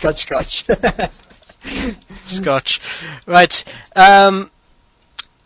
Next one to me, which is Sega of Japan still not letting you have your blogs put back up yet? Presumably. Because I've heard nothing about me being able to send stuff in again, and I'm pretty certain that my old blog is not currently up there. So I presume so. I presume it's still the case. Ho hum. It should be back up, shouldn't it? It should really be back up. I will have to ask that and say why. Why? You can win many magnificent mugs and magnets. I'll have to ask about that. I know Rom's on had a couple of days off at the beginning of this week. So I don't think you'll know how many people have replied, but at the time of like Friday, it was still just me, and I was just jokingly entering and knew I couldn't win. So technically 0 people had entered. I'm gonna enter then. I'm gonna win. I've already got a mug because. Hello? Recording again. Yeah, so what were we talking about with the blog? The magnets and the cups and the mugs and the poetry. Yeah. So you want to try and win some of those there magnets, yeah? I'm just missing some magnets, yeah. So, but apparently I'm supposed to be getting some anyway because I'm evil like that. Oh, are you? All right. I thought Sonic's great, Sonic's class, Mario kiss my ass. I thought that was a good one. So.